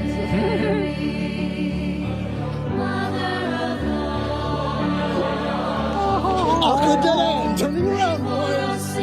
Open up, everybody. Excuse me. And they let you in the Microsoft building. Yes. Dressed like that. Well, everyone respects. We read them 1 Corinthians. Who couldn't let us in? I love it. I love that. Hey, did you know the guy who said this? Citizens will be on their best behavior because we're constantly recording and reporting everything that's going on. And if there's a problem, AI will report the problem and report it to the appropriate... God, Larry, why are you so obsessed with me? Recording my every move? It's actually kind of hot. My gosh, I've got a stalker. Person. And the guy who said this? People talk about how much energy it takes to train an AI model relative to how much it costs a human to do one inference query. But it also takes a lot of energy to train a human. It takes like 20 years of life and all of the food you eat during that time before you get smart. Are doing this? A massive AI data center is laying the groundwork southeast of Las Cruces, and residents have a chance to weigh in. It's 2 microgrid permit applications for 2 natural gas power plants. I think that's important when we're talking about microgrids. Like, they name it this cute little, like, it's just a tiny thing, but these are giant natural gas power plants, and that should be said. Project Jupiter is a $165 billion data center backed by Oracle and OpenAI. According to the New Mexico Environmental Law Center, the greenhouse gases that will be emitted by these natural gas facilities will be more than 14 million tons per year. Yep, that's right. 2 men with the combined net worth of $280 billion are going to try to shove an AI data center down a poor community's throat. And the reason I say this was shoved down their throats is Doña Ana County did have a community board meeting about this. And before the meeting started, the county attorney came up and was like, if anybody protests, we're going to arrest you. Just know that this is happening. And this is what is so fundamental. Meetings of the Doña. I can't read good. It's like God didn't bless me with the ability to read good. So to compensate, he just gave me this big penis. That's all I got. Thanks God. I still want my foreskin back. That session was packed with about 200 onlookers and began with the county attorney delivering a warning from the dais. No booing, no shouting, no standing, no chicken swinging. No, actually, they love the chicken swinging. Break these rules and you will be asked to leave. Failure to leave, the attorney concluded with a "don't try me" stare, is a criminal offense. Undemocratic about data centers. Doña Ana County in New Mexico has the average salary of $56,000 a year, well below the national average of $64,000 a year. This is a poor community that is having 2 billionaires enact their demented vision of the world onto them. Larry Ellison wants to set up a national surveillance network, and Sam Altman wants to replace us with machines. It is their explicit stated purpose. And what is this going to do? It's going to pollute their water. It's going to pollute their air, spewing all this natural gas into the air. But you know what? They fought back. They were able to overcome this, and the natural gas plants have been shut down due to local opposition. Never believe this fight is not winnable. If we come together, we can beat them. And yes, this is a small victory, but it's the first of many. If we fight, we win.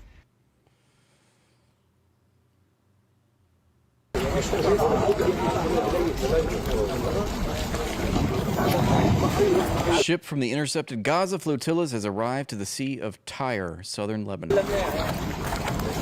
Stop genocide. They even spray painted some fake blood on the bow.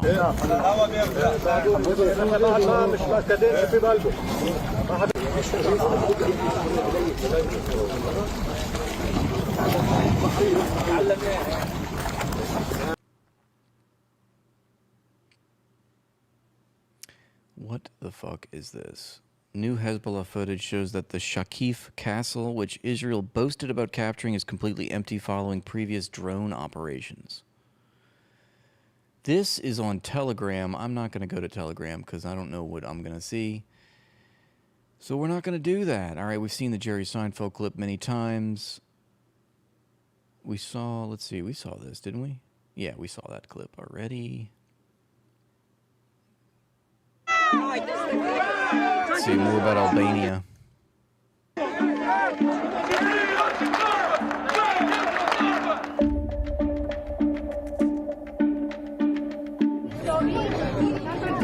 Seinfeld was just booed. We can watch it if you want. I've just already seen it. I made videos about this when it happened. It was like in 2024. A couple years ago.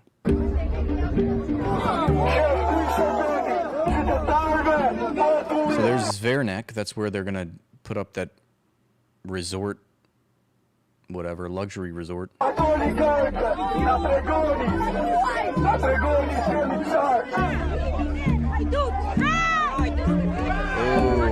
nice. Protesters confronting the guards. Ka një revolt madhe popullore për ato që po ndodh në gjithë Shqipërinë, ama shkëndija ishte ngjarja në Zvërnec që e pam gjithë në rrjetet sociale, një shqiptar u tërhoq nga disa persona me brysë, firme sigurie, sepse po protestonte kundër një gardi që është vendos aty në mënyrë të jashtëligjshme. Illegally installed. The resort is said to be built on an uninhabited. We just looked at this, right? The resort is set to be built on an uninhabited island. That's Cezanne. But like we learned today, that was actually an old Cold War military base, and there's miles of tunnels apparently underneath the island. So, yeah. And there's a nearby lagoon with critical wetlands. The habitat supports nesting turtles and migratory birds. Ivanka Trump infuriated protesters when she described the land as if she and Kushner discovered it. Yeah, they were like Christopher Columbus, man. They just went for a swim and they're like, oh shit, there's just this island here. Nobody knew it existed. We were on a friend's boat, and we stopped for a swim. Effectively, that's how we found it. Yeah, the friend was Nat Rothschild. Let's see who their friend was. Wait, I want to go back to that. But Albanian Prime Minister Edi Rama worked with Kushner to approve the project, estimated at $4 billion in 2024. We knew that already. Anti-corruption authorities have now launched an investigation into the deal after sudden changes to the land's protected status. We'll just have to take them at their word. Their plans include building 10,000 hotel rooms and a marina for yachts, and I'm sure a few data centers to boot, which locals say will pollute the protected waters with sewage. But it's kosher sewage, guys.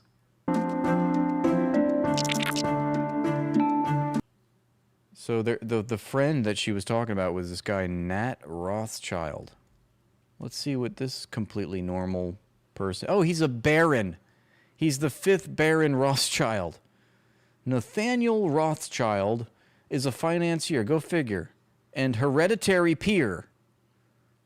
Nepotism at its finest. Who was a member of the Rothschild banking family of England. Yes, the transnational finance capitalists that rule Europe in the days of yore, who have adapted and evolved over time. They're still very powerful. It's not the same world as the old world, but there's still remnants, obviously, and they're still very powerful.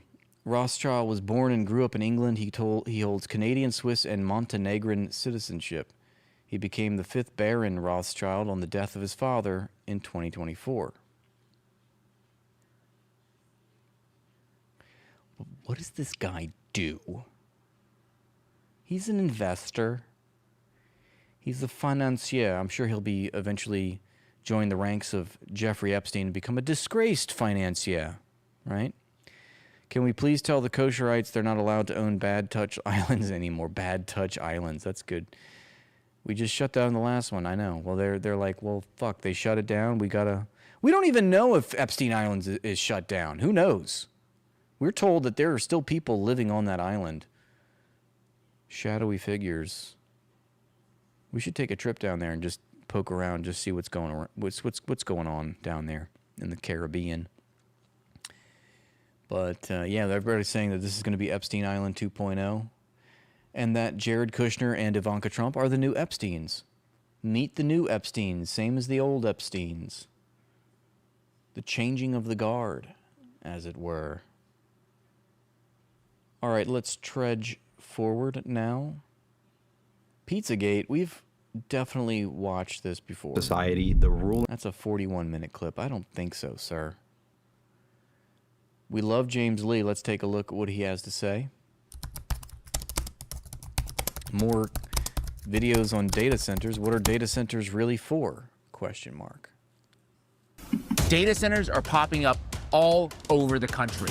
Thousands of them. Utah could soon be home to one of the nation's most advanced data centers. Developers of a data center that broke ground today say that it will be the largest infrastructure deployment in the United States. We've seen data center proposals and projects pop up all around the metro, and today officials broke ground on one of them, a data center in Independence.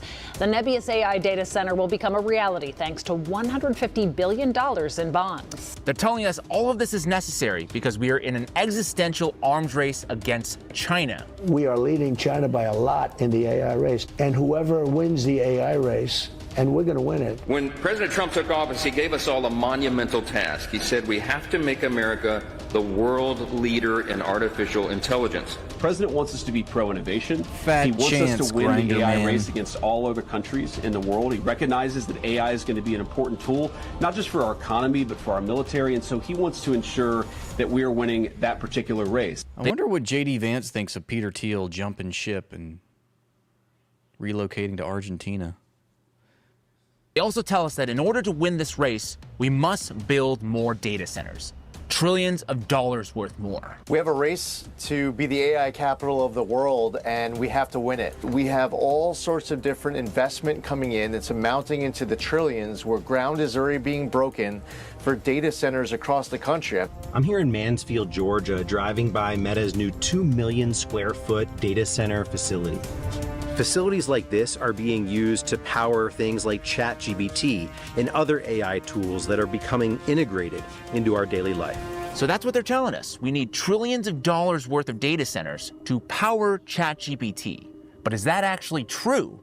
Because as it stands, the US already has 5,000 data centers in operation, 10 times more than the next country, Germany, which is just over 500. Big Bad China is at number 4 with 449 data centers. And we're still in fact, losing? We have more data centers than the next 9 countries. It's like every statistic that you can think of that is awful. You know, the United States always outweighs the rest of the top 10 combined, right? It's like defense spending, data centers, war crimes, et cetera, combined. And this next part is what military bases truly does not make any sense.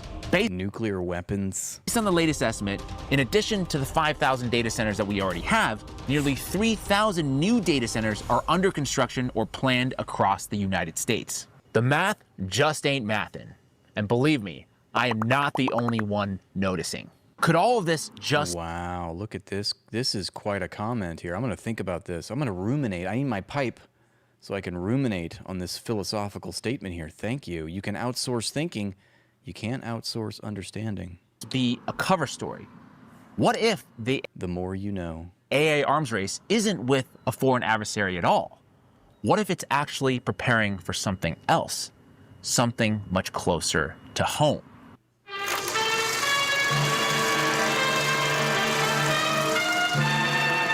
During the Vietnam War, the NSA ran a secret domestic espionage program called Project Minaret, whereby the agency intercepted thousands of communications, specifically targeting American anti-war activists, civil rights leaders, and political journalists.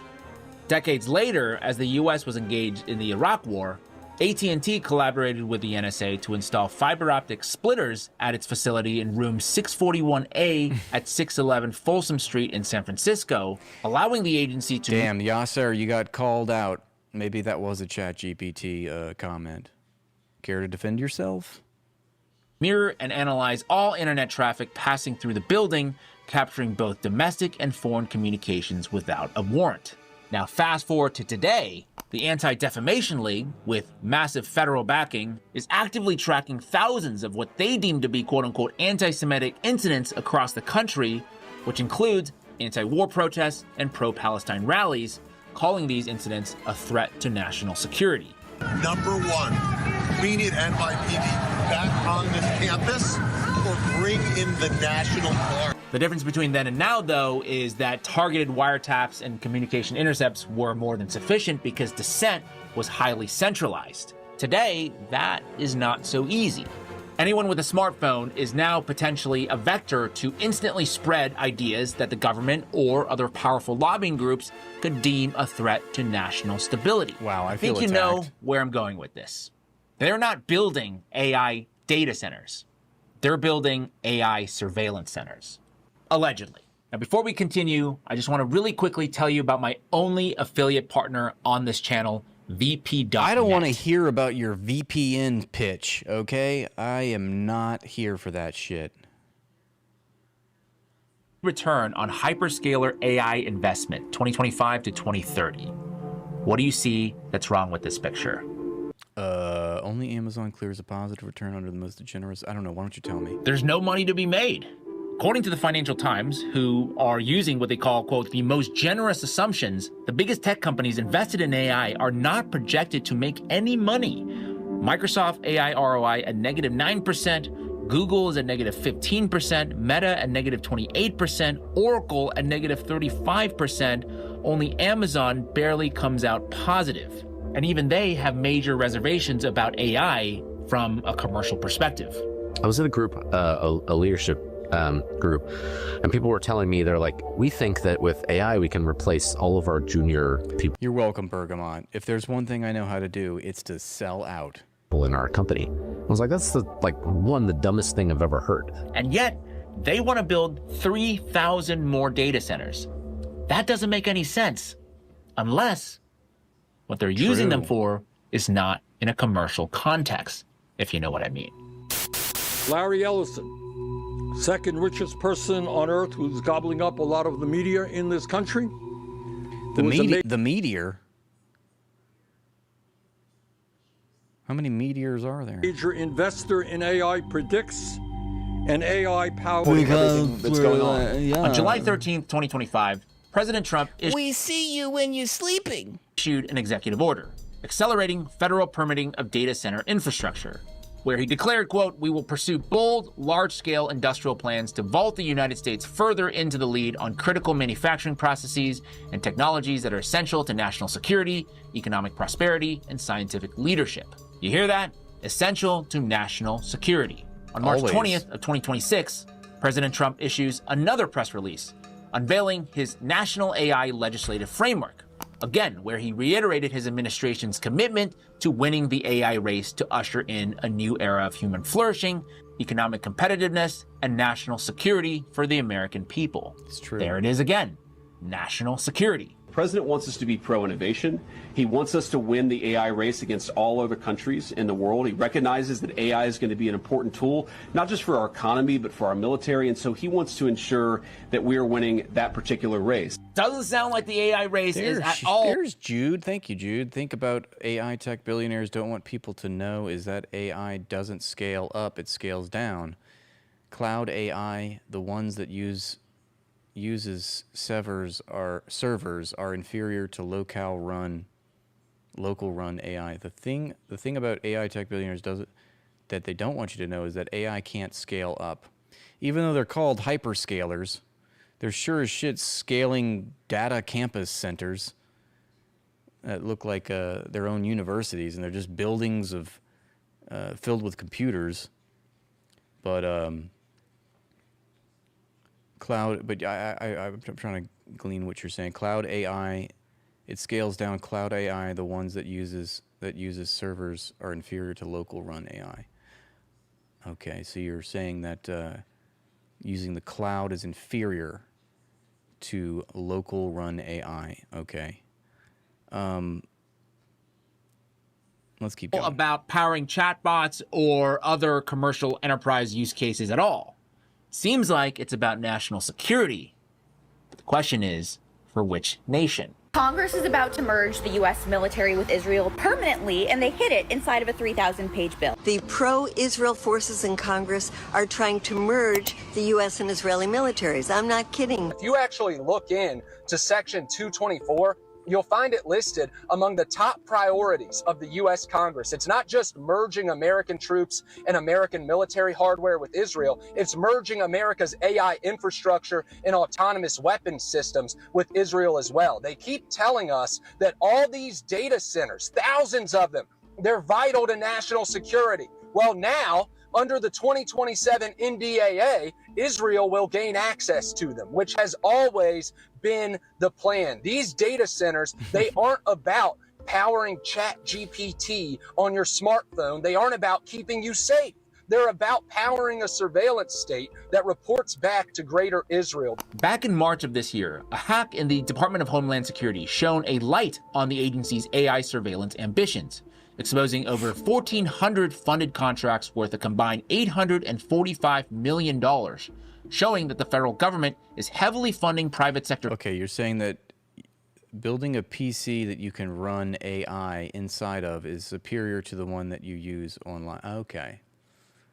Okay, so cloud AI is what is powering ChatGPT and Claude. I'll take your word for it, Jude, because I am definitely not using my computer to run an AI chatbot, but I don't know. Maybe we should all just start doing this in-house so that we can boycott these chatbots. We don't need chatbots. We don't need this garbage. Companies to develop advanced mobile. Thank you for clarifying. Biometrics, automated CCTV tracking, and predictive policing systems. Now, publicly, we already know that the Pentagon has a $9 billion joint warfighting cloud capability contract with companies like... A joint warfighting cloud contract with Amazon, Google, Microsoft, Oracle, $9 billion. Amazon, Google, Microsoft. It's crazy that they need the government to keep these companies afloat. If they weren't awarded government contracts, I mean, where would they be? And Oracle. Recent reports... Where would they be without our money? That's what I want to know. ...indicate that the sequel, dubbed JWCC Next, will similarly be a They'd be in jail, folks, which is where they should be. But white-collar crimes are not punishable in America. But, quote, at a bigger scale than its predecessor. So while you might see the logos of Amazon or Google or Microsoft on the sides of these massive AI... I'm really sorry to hear that, Chairman Meow. That's terrible. Data center facilities the size of New York City. And this is important because functionally, these buildings actually belong to the military surveillance industrial complex. And that is by design, as this arrangement, this public-private partnership, allows them to spy on you 24/7, allegedly, while laundering your Fourth Amendment protections through this private corporate shield, because technically they don't belong to the US government or military. And the operative word there is private. That's the problem, is that these decisions are private, unaccountable to the public. And that's what capitalism does. They privatize resources, they privatize decisions, they privatize policies, they move it out of the public domain behind closed doors and boardrooms. They make all of these really high-level decisions that affect entire ass communities, and the public just has to sit there and take it on the chin. Which, oh, by the way, could be fusing with Israel. But if you don't want them built, you're either a bot or a CCP spy. According to a new report from independent journalist Ken Klippenstein, a new congressional intelligence agency has just been created to track anti-AI data center protesters.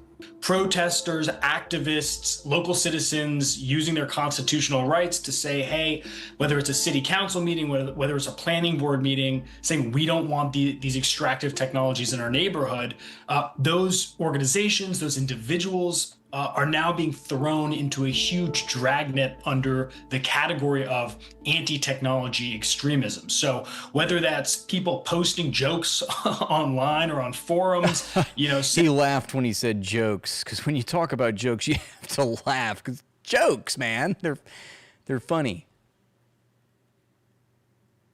I'm going to tell a joke. That was so funny. But I haven't told the joke yet. No, but jokes, man. They're saying, man, I hope this thing overheats and blows up so we don't have to stare at it every day and hear the hum, you know, pulsating through our bones. Or whether it's just, you know, mom and pop store owners, farmers, you name it, organizing to show up to their local town hall to say, you know, we don't want this in our community. Daniel Bogus Law. Bogus law. Bogus law? Or bogus law? Like coleslaw? Or is it a bogus law? Community, those people are being surveilled, those people are being criminalized. This right here came by because I'm trying to organize a community protest against a representative who's trying to push in a data center owned by an out-of-state company, trying to suck up all our energy. I made a post, I made an event on Facebook trying to organize the community to get together. And what's your badge? No, actually, I think you should shut the fuck up. Badge number? Name and badge number? I detected that, son. And name and badge number? Sharp. SHRP and it's 160. Okay, yeah.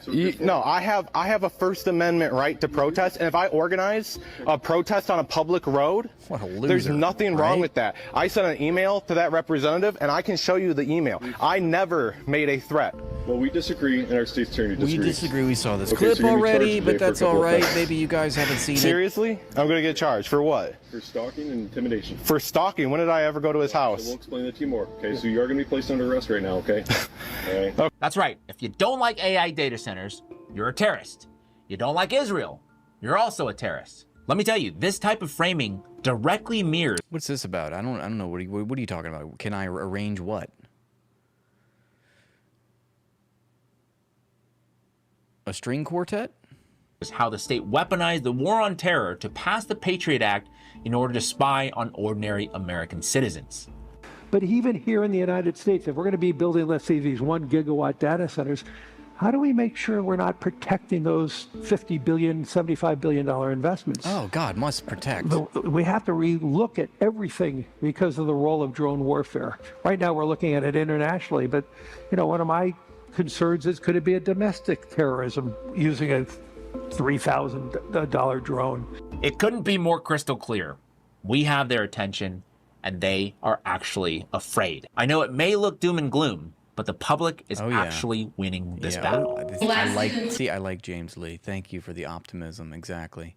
They wouldn't be doing all this shit if it didn't matter, you know? Public pressure. Public dissent.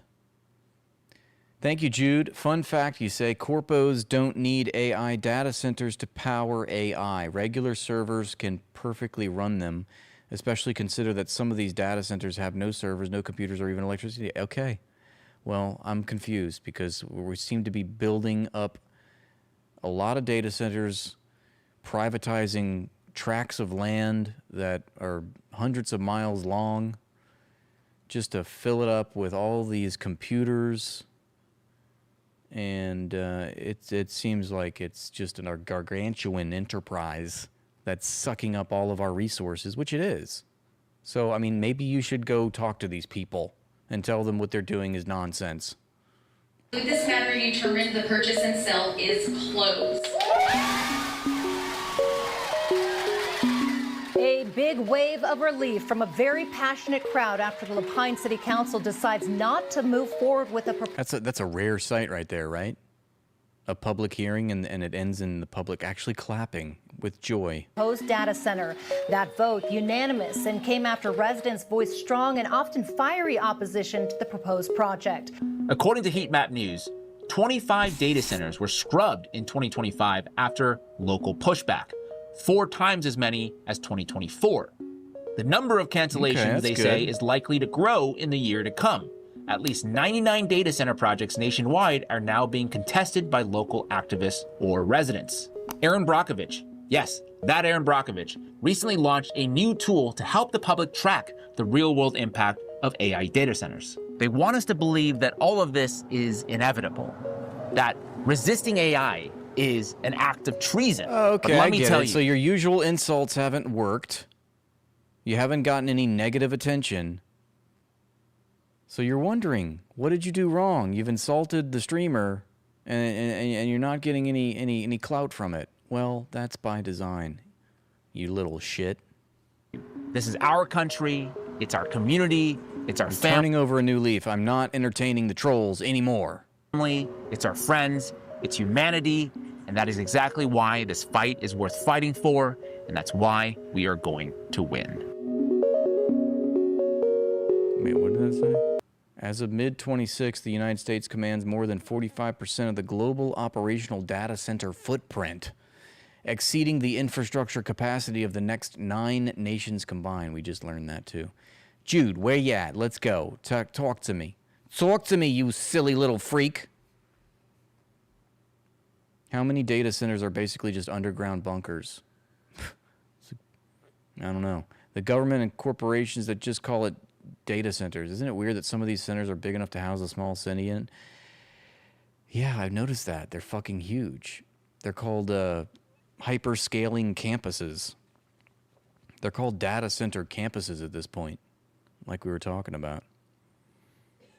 But you're saying it's actually more bunker mentality. It's a bunker's life for these billionaires. That's the future. The people that are engineering the present collapse are letting you know how they're foreseeing the future because they're building all these bunkers and privatizing islands with intricate tunnel networks. Might they be preparing for the rapture? I'm pretty sure Peter Thiel has admitted this in interviews.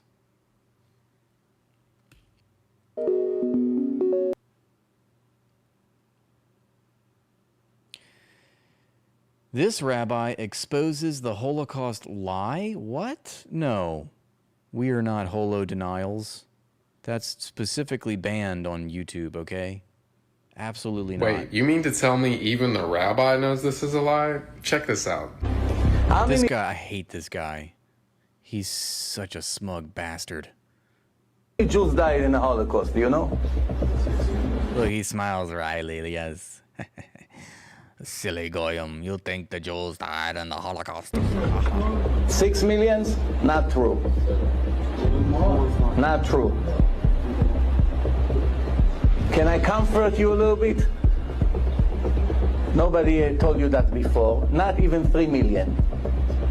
Big discount, no? A big discount, 50% no? off. 50% off. Yes, we're talking about human lives in a genocide. But yes, the Jew must equate this to finance, of course. Everything must be reduced to the amount of shekels that one can clip. Jesus Christ. Is everything a money metaphor with these fucking people? Not even 3 million. So really, he killed his own people. Technically, they come to Shamayim, these people, these goyim, say, wow, we lost from both sides. We got killed like Jews, and we don't have a share to the world to come. That's really what happened. 271,000 Jews that died. That's the Red Cross number, yeah. That is the most accurate number. Yeah, I think we don't know the exact number, but I think it's somewhere around 300,000 or something. Yes, yes. And 0, how many 10, Christians 6 million, died whatever. in that war? Which, by the way, who was it who Just give us our state, please. declared war on Germany in 1933? Judea. Judea, yeah, Judea. Judea declares war on Germany, 1933. 14 million Jews of the world unite, calling for the destruction of Germany.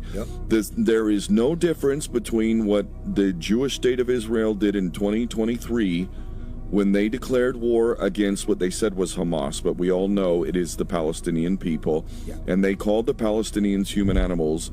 I have a book called Germany Must Perish, written by Kaufman, a Jew, where he's openly calling for absolute genocide. We're talking about the extermination of the German people in 1933. So, for those of you who believe that Mr. Evil is fucking Adolf Hitler, you explain to me how the Jews of the world united, almost 100%, over 90% of them, were openly supporting the total genocide of the German nation. Have nothing to do with the fruitless deeds of darkness, but rather expose. Some food for thought. Think twice before you get your foo-foo coffee from... What is a foo-foo coffee? Foo-foo coffee from Starbucks. Leaked footage shows the Starbucks... People are still getting coffee from Starbucks? CEO defending their $9 coffee price, describing it as That's right. That little Palestinian girl had Mein Kampf in her room, apparently. After the IDF bombed the home, they then went in and conveniently found a Mein Kampf book, of course. Affordable premium experience, despite loading their drinks with some of the cheapest fillers available. Regardless of what your income level is. Yes, I'm sorry, Garvey, you're absolutely right. I have this little glitch on Twitch, not to rhyme, but that did rhyme. And I have to go in there and manually update the stream title. I'm sorry about that. So it's probably showing you an old title from a few days ago. There's so many things I have to do because I'm coordinating, trying to stream on 3 different apps. And I know I'm feeding you a bunch of excuses, I'm sorry, but I forget I have to keep updating the Twitch title. But I didn't do that, so I'm sorry. But yes, that interview happened last week.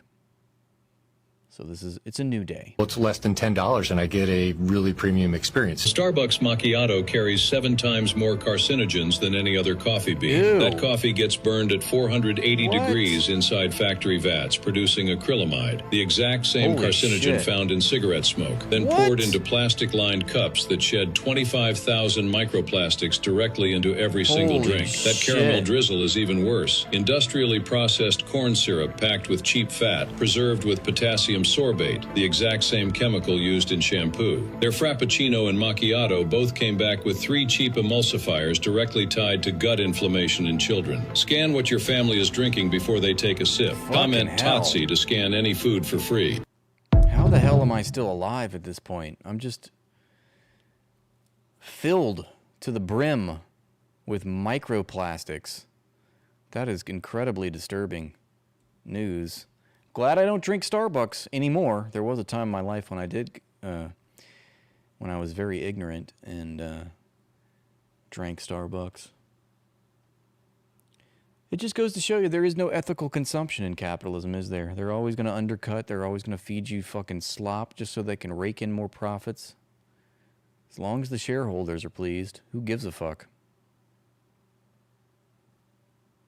strategy. We also have to work those sort of the dark side, if you will. We've got to spend time in the shadows in the intelligence world.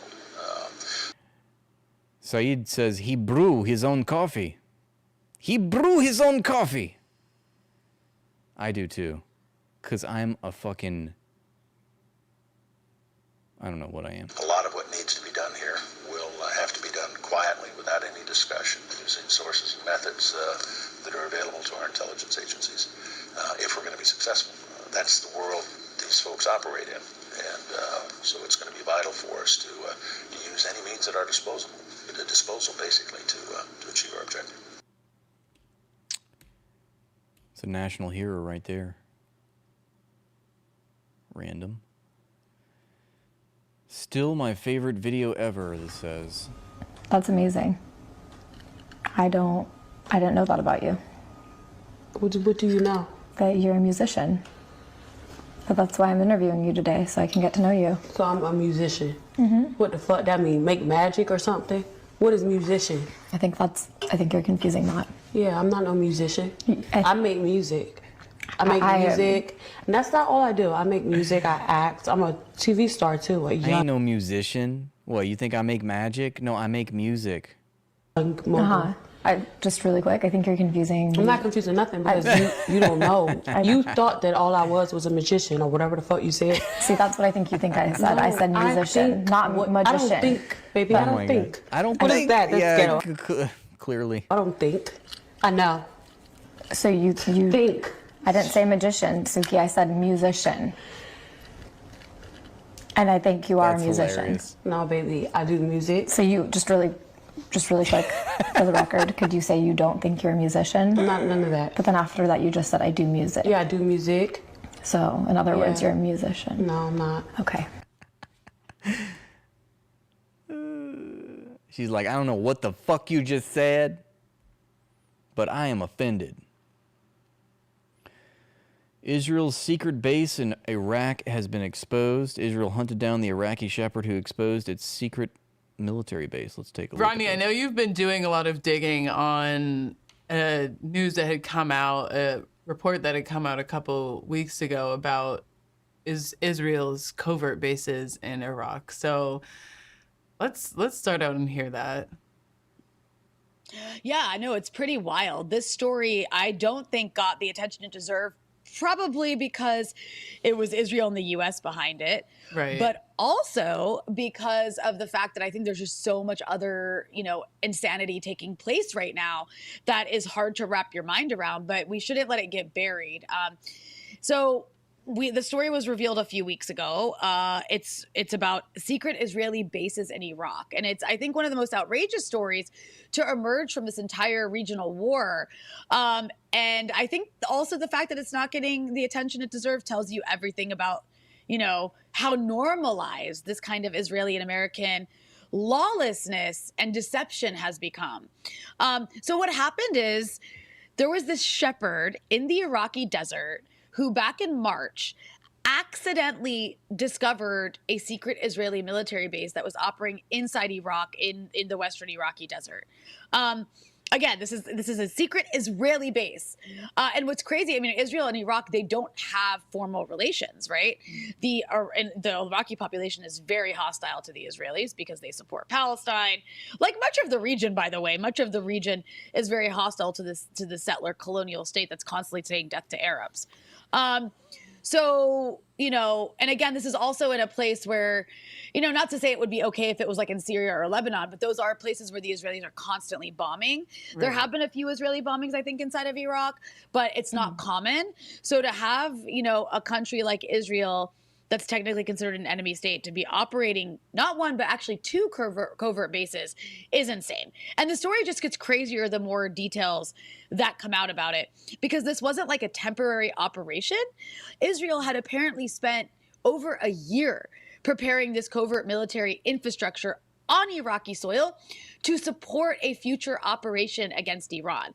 According to the New York Times, and I think also the Wall Street Journal, this had been something that was started by the Israelis in 2024 and officially became operational in 2025 ahead of the 12-day war last year. They had helicopters, right? This wasn't just like 2 cars hiding in the desert. They had helicopters, they had landing strips, they had commandos and tents and medical support and refueling operations. So this was an entire clandestine military outpost, again, hidden in Iraq's western desert without the permission or even the knowledge of the Iraqi state. And Iraqi officials later confirmed that there was actually also a second Israel, again, secretly operating military bases inside another sovereign country without that country's public knowledge or its consent, which is an act of aggression and a violation of sovereignty. And frankly, if any other country had done this, if Iran, let's say, because we always hear about Iran is violating the sovereignty of every state in the world, apparently. If Iran, this would be like Iran having secret military bases inside like Mexico or Canada to prepare attacks for the US. Which is insane, right? Like American media would be screaming at the top of their lungs that this is an act of war if that was the case. But, because it's Israel, the reaction is just kind of like, oh, like this is an interesting and wild security development. Let's move on. And then the story gets darker, by the way. That's not even where it ends. The reason this operation was exposed at all is, again, because this Iraqi shepherd, 29-year-old guy named Awad al-Shamari, accidentally stumbled across this base while he was driving through the desert to buy groceries. So this guy's on a grocery run in the Iraqi desert because he's, part of a better pronounced groceries community. Leaves to go buy groceries, accidentally stumbles upon this international covert military operation.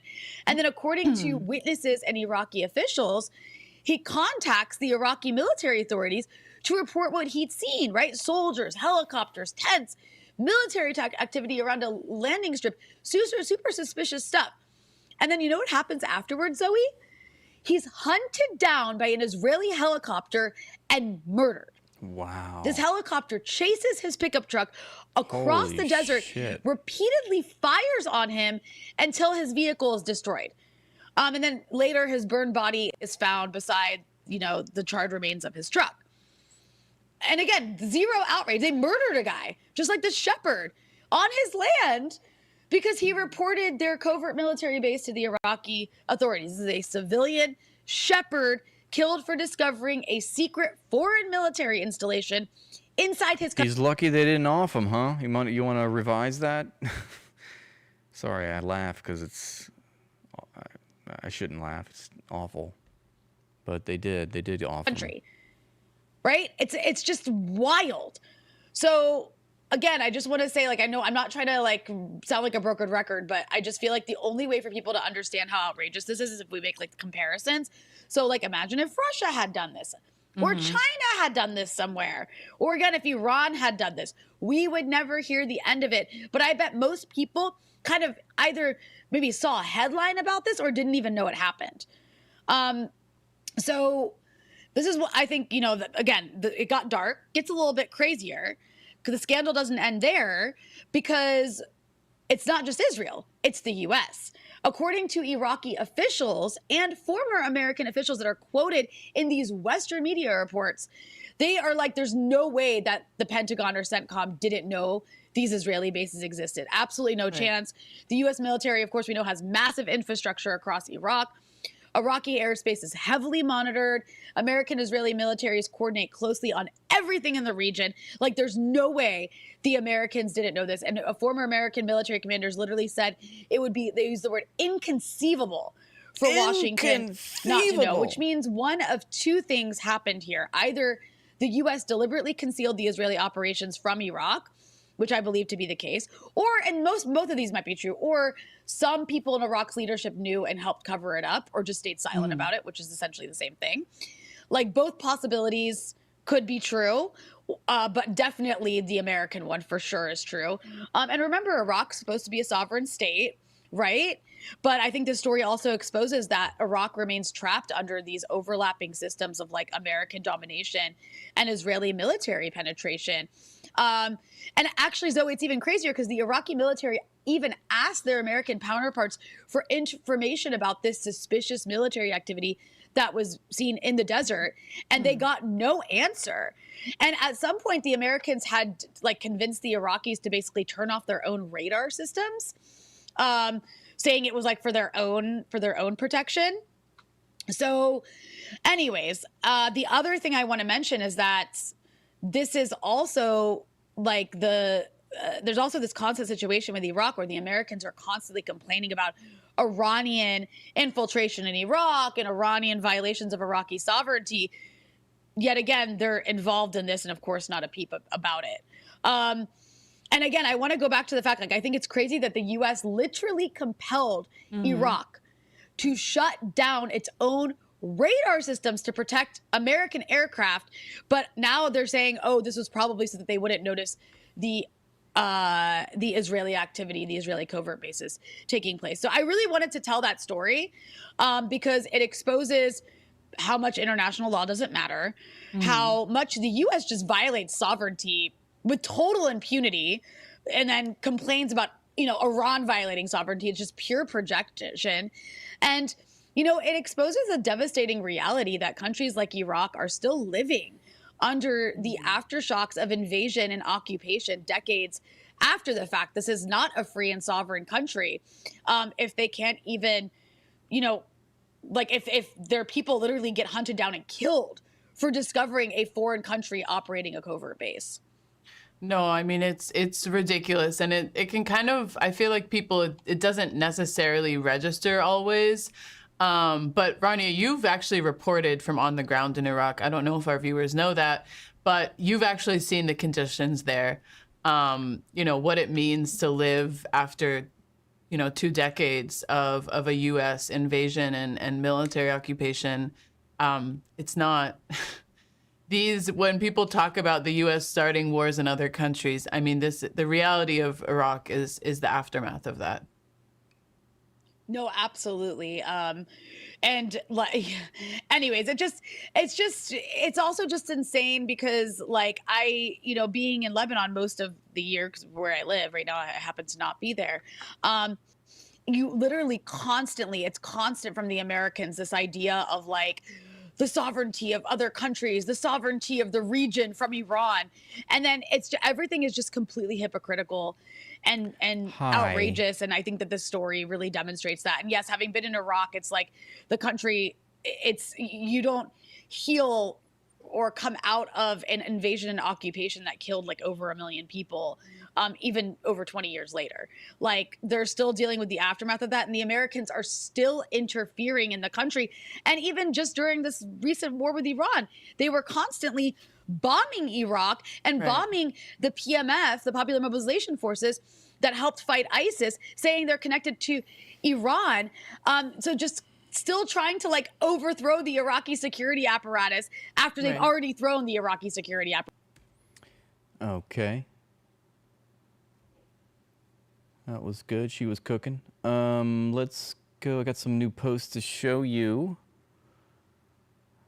Breaking, Congress just voted to end the Iran war. Is this true? Fox News alert, the House just passed a war powers resolution to end the war in Iran. The final vote, 215-208, with 4 Republicans breaking rank, including Thomas Massie, who just lost his re-election bid.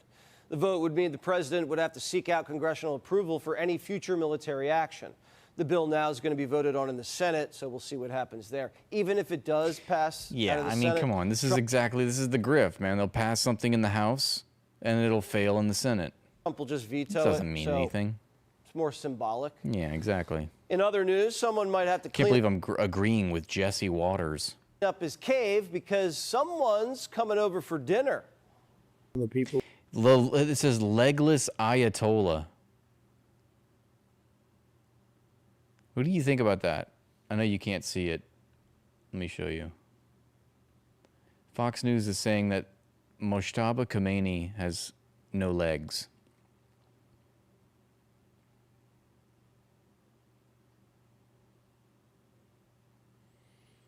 They call him gay. He's got no legs.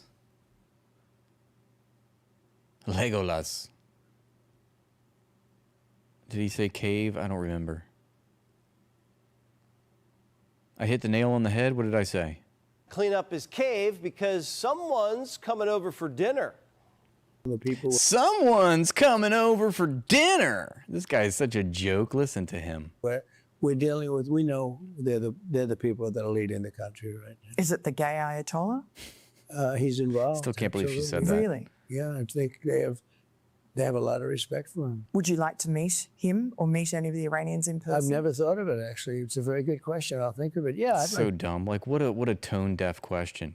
If the guy that, as Fox News is alleging, cut off Mojtaba Khomeini's legs in an airstrike, and we know that Donald Trump killed Mojtaba Khomeini's family, his father, his wife, his kid. And now she's like, you think you might sit down and have a chat with him? Are you fucking crazy, bitch? To meet him. I like to meet everybody. I'd like to meet him. We probably will meet at some point, depending on how it all works out. I doubt the president would have a summit underground, but Trump will sign a treaty anywhere. That's if things go well. If they don't, Jesse's like throwing shade. He's like, I don't think Trump would go underground because the implication is that Khomeini is underground. What a fucking loser, this guy. here come the B-52s. I have to make a determination. He's such a smug fucking asshole. God. And do we sign a deal or we do it the other way? And the other way is not nice. What will the other way achieve, though? Certainty. Certainty. It would be over. There wouldn't be any. There wouldn't be any talking. There wouldn't be any delays. There wouldn't be. But I'd rather do it the nice way, from a humanitarian standpoint. POTUS says it takes two to tango for a deal. If not, well, Lockheed Martin's. Listen to this guy. He's trying. Is he a comedian? He's like. Lockheed Martin's. Did you hear that? What a deal. If not, well, Lockheed Martin's been doing a little testing over in clown. Arizona. For the first time Smugly bone spurs. That's Donald Trump for us, huh? ever, they intercepted an Iranian-style drone using a Grizzly launcher. It's cheap, effective, and Lockheed's put all of this together during the ceasefire. So don't get on Trump's bad side. Ceasefire. Netanyahu did this week. It didn't go arrogance, man. It's the tone of arrogance. You said, are you effing crazy? What are you effing doing? I helped you stay out of jail. Is that true? Did you speak to him in those terms? I did. I wouldn't say angry. I was a little bit perturbed at his constantly fighting with Lebanon. At some point there should be. Netanyahu, he responded. President confirmed that he said you're effing crazy. How did you react to that? What really happened in that call? Well, sometimes we have, as in the best of families, you have these tactical disagreements. We always find a way to work. I didn't realize that Donald Trump was, was family with a foreign country, and its representatives. We do so as great friends. We can disagree in the morning, and by the afternoon we have common action. Lebanon does have a big problem, a Hezbollah problem. Hezbollah is not just a challenge to Israel, it's a challenge to Lebanon. Yes, Lebanon has a Hezbollah problem, of all things. To the Lebanese state and the Lebanese people, and we the are one entity that's actually defending the Lebanese people is the problem. hopeful that we can create a paradigm in which Lebanon's government and Israel can work together to disarm Hezbollah and allow the people of Lebanon to reclaim its country. But it's complex. This has been going on since OJ had isotoners. Speaking of Hezbollah, Man, that killed. Have phones. We actually They're all fucking comedians, aren't they? With Hezbollah for the first time ever. We didn't know they spoke. The president says Hezbollah and Israel both agreed they're not going to shoot at each other anymore. Sure. So we'll see. Yeah. If the Iranians get cute with their drones, we're going to hit them back. Yesterday, We're gonna hit one them of their back. islands right in the mouth of the strait. How do you define ceasefire? Pretty much the way it is. It's a different part of the world. I'd say in that part of the world, ceasefire is when you're shooting in a more moderate manner. The only big bombs Trump wants to see are Iran's. Absurd. And he's ready to dig up the Jesus dust. Christ. And that stuff is buried underneath a mountain that virtually collapses. Very, very hard to get it. my God. But nevertheless, I want to get it. We're the only ones, us and probably China are the only two countries that have the equipment where you can do this. The president still has something else on his mind, too. You were talking about regime change. Why is nobody talking about that now? Why do you say we're not talking about it? I said the other day. Because President Trump seems ready to make a deal with this current regime. Yeah, but it doesn't mean that he wants this regime to stay. The one-legged gay Ayatollah is being led around on a leash. God, shame on Fox News. What reporting? He calls them the one-legged gay Ayatollah.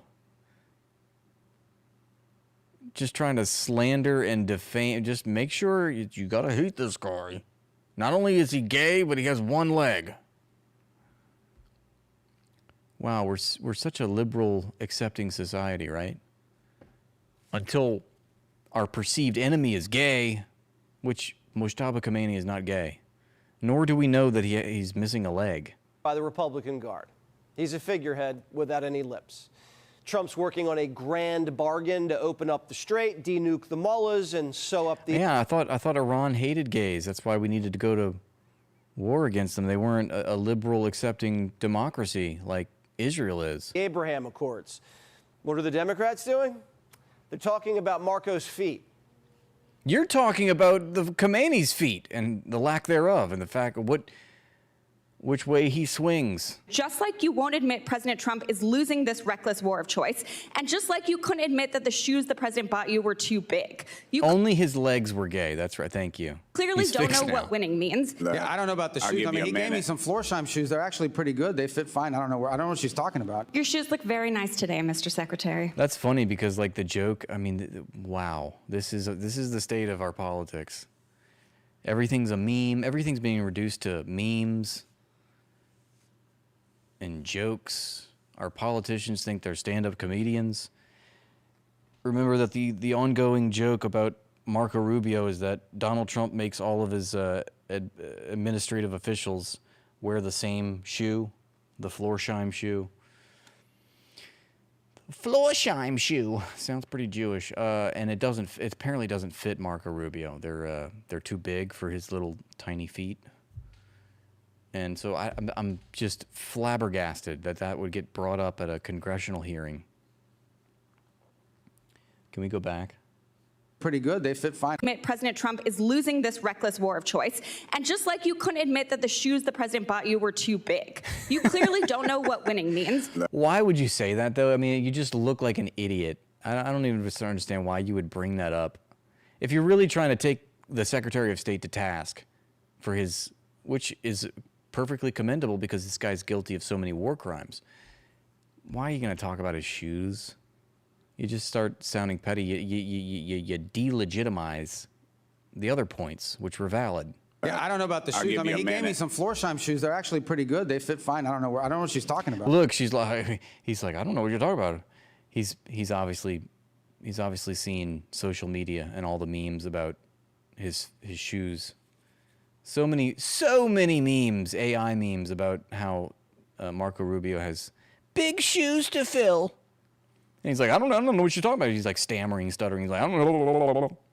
Methinks Marco Rubio doth protest too much.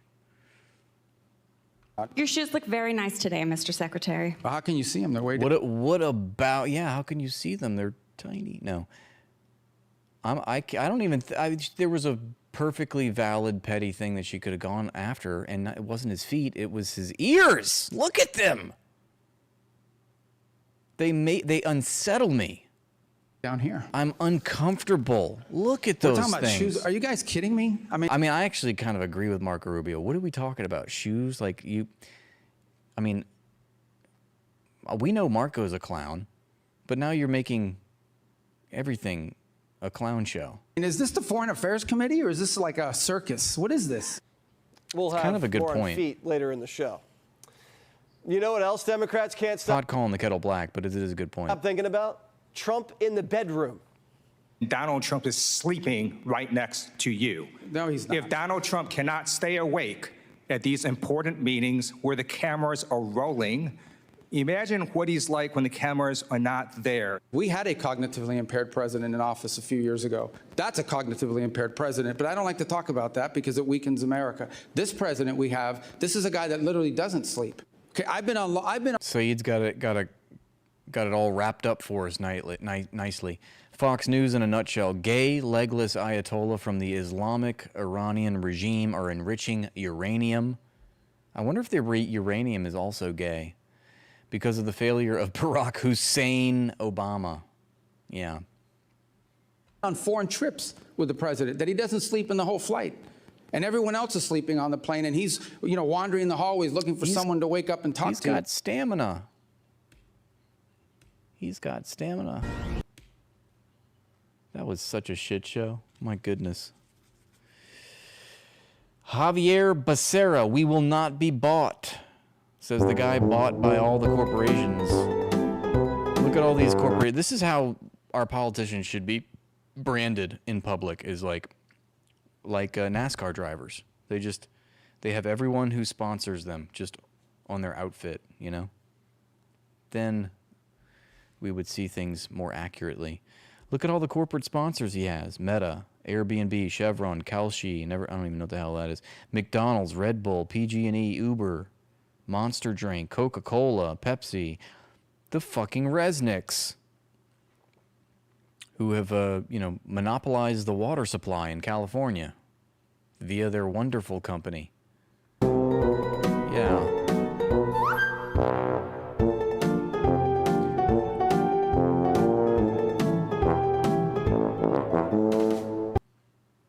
The tuba, man, the tuba is just, it's one of those instruments where when you hear it, it's just comical. It's the clown of the orchestra.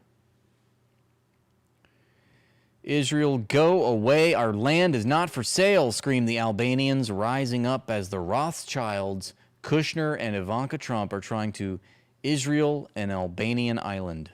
Now that is one big crowd. Look at that.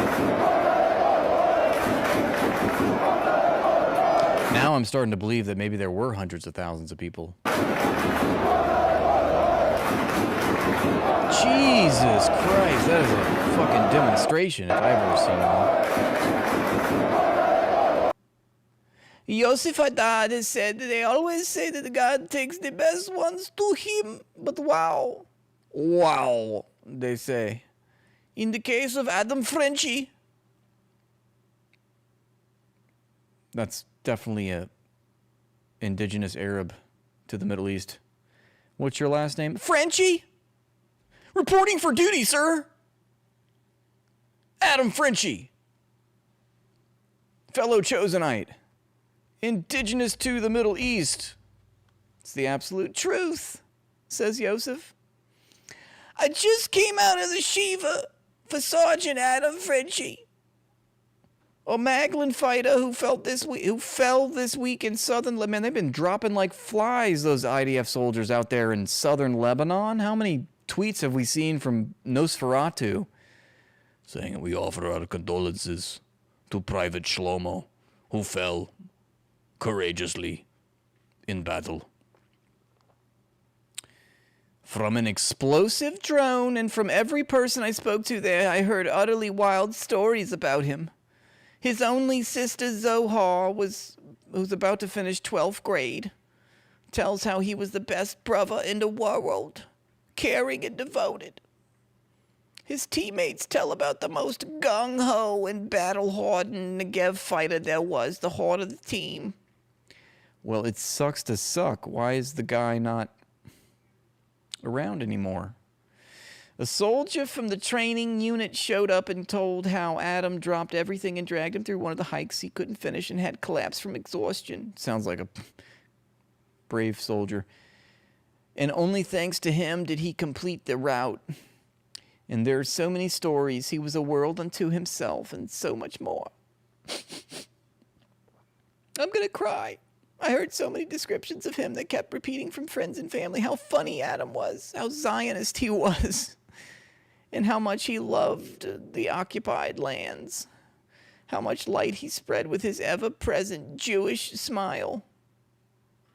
Adam Frenchie, who enlisted right into the war and fought bravely on various fronts, fell this week following a drone explosive attack in the Beaufort area. Oh, yeah, that's right, when they tried to capture Lebanese territory, right? Castle Beaufort. Well, that sucks, huh? It happened after the first attack when he charged into the scene to evacuate the wounded, and then a second attack came in. Oh, so the Hezbollah was double tapping IDF soldiers, just like how IDF soldiers double tap children in the Gaza Strip. Fancy that. There are no heroes like him, and there's no way to fill the void he left behind. We lost the true. Okay. All right. Okay. All right. Shut up.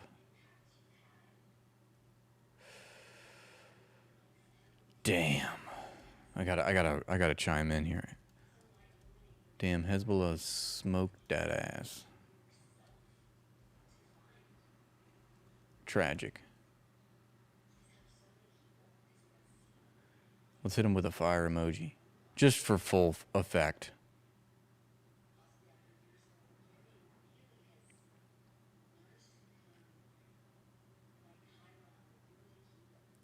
Yeah, he should probably try crying about it. It might help. Look at this. Remember Ivanka Trump talking about her friend's boat? Well, this is the friend's boat she was referring to when she just happened to stumble upon her dream private island. That looks like a fucking military vessel. Good Lord. That's Nat Rothschild's yacht, apparently. Blakely says, I fucking hate these criminals. We're with you, Blakely. We're with you. Okay. Okay. Representative Anna Paulina Luna, whoever the fuck that is, says, after I questioned Secretary Rubio on Code Pink and their ties to the CCP, everything goes back to the CCP, doesn't it? Their organization followed me out, berated me, and then the head person here in D.C. smacked me around and called me a silly little freak. I will be filing charges, she says. Blakely claps back and says, yeah, this is the assault in question. Code Pink responds and says, nobody hit her. Instead of answering for the war crime she supports, this AIPAC-funded congresswoman continues to lie about activists. So here's the assault that she's crying about. You are misinformed. Whoa, okay. Touch me. Oh my God. You are misinformed. Alleged. Whoa, okay. Oh my goodness. That is an assault. You are misinformed. Lightly grazing her business suit is a hate crime.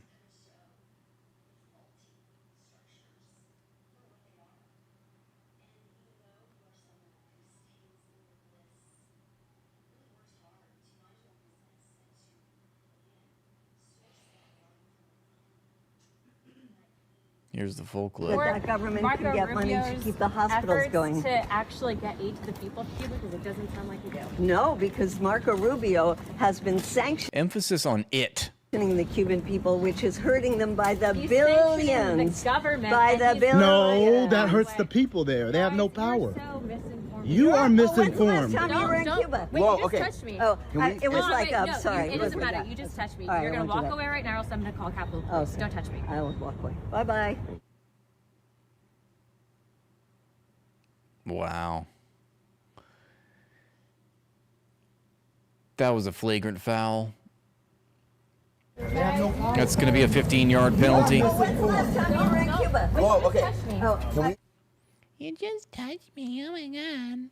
Trump hates Iran because they used to practice something called Zwidoda thousands of years ago, but not anymore. Okay, it's Saeed we're talking about, so obviously there's a joke behind the comment. Let's see, what is it? You're always teaching me new words, Saeed, and I appreciate that. We got to keep people around that, educate us, make us learn. So Zwidoda, I'm probably butchering it, is a Persian word. It is a type of consanguine marriage. What does consanguine mean? A marriage between individuals who are closely related. I see. Though it may involve incest, it implies more than the sexual nature of incest. Well, is there any other form of incest besides being of sexual nature? It was historically practiced in Zoroastrianism before the Muslim conquest of Persia. I see.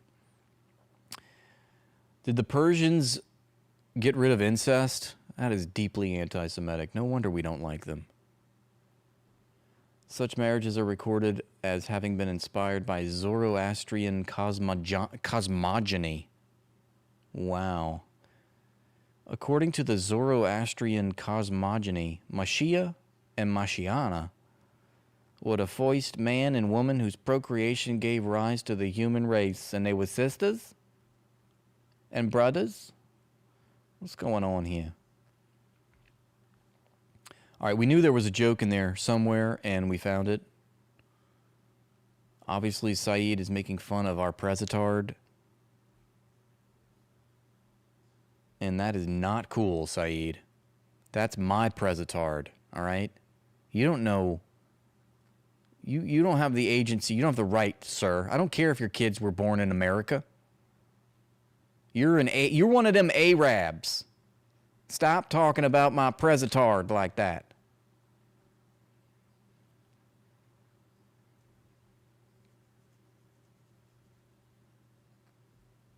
I just hope I get my 7,000 shekels.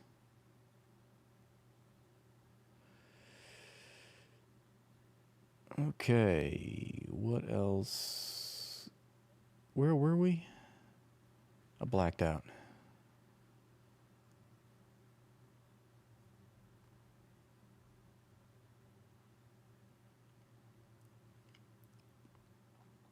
Hi, fuck Israel, that's all. Goodbye. Beautiful.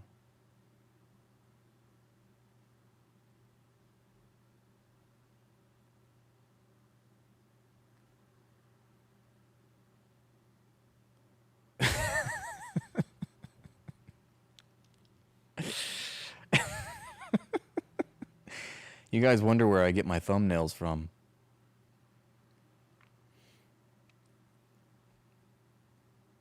Come on, that is good. I mean, the caption uses the F slur, which is not great, but it's in response to the White House releasing this, and look, they say mogged. Holding up that fucking reflective pool. Apparently Albania is weeks away from building a nuclear weapon.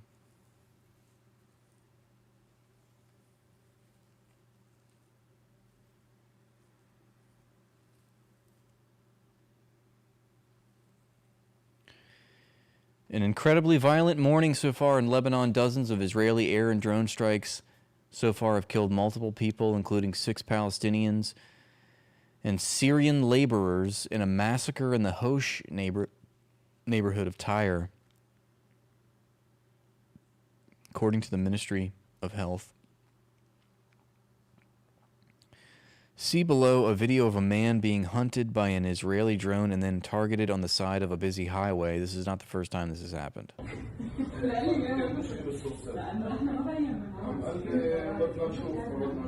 Wow. That's crazy, man. You're just driving along and then like a drone explodes.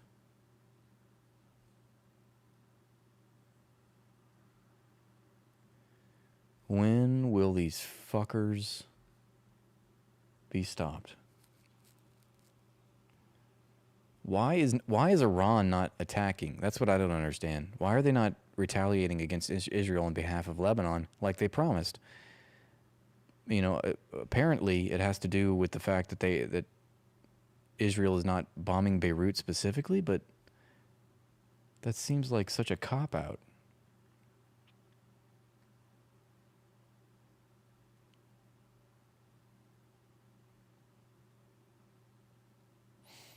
Just in case you need a reminder, a liberal is someone who opposes every war except the current war and supports all civil rights movements except the one that's going on right now. Yep, I mean, how many people are going to be looking back saying, oh yeah, we were always pro-Palestine, you know, we condemn the genocide. It's not going to be a good look when you have to look back at this time and you have to own the fact that you were still telling people to vote blue no matter who. We need to vote for the genocidal party. Team red, team blue genocide.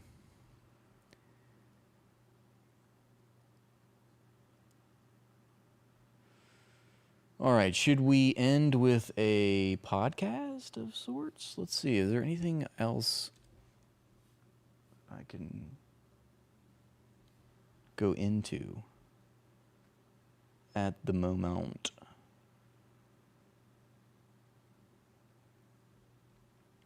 Maybe we could, let's see. Actually, let's go to some of these channels that I like.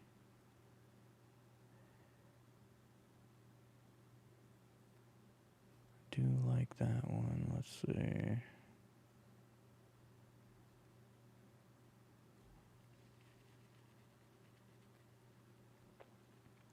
The Israelization of the U.S. military.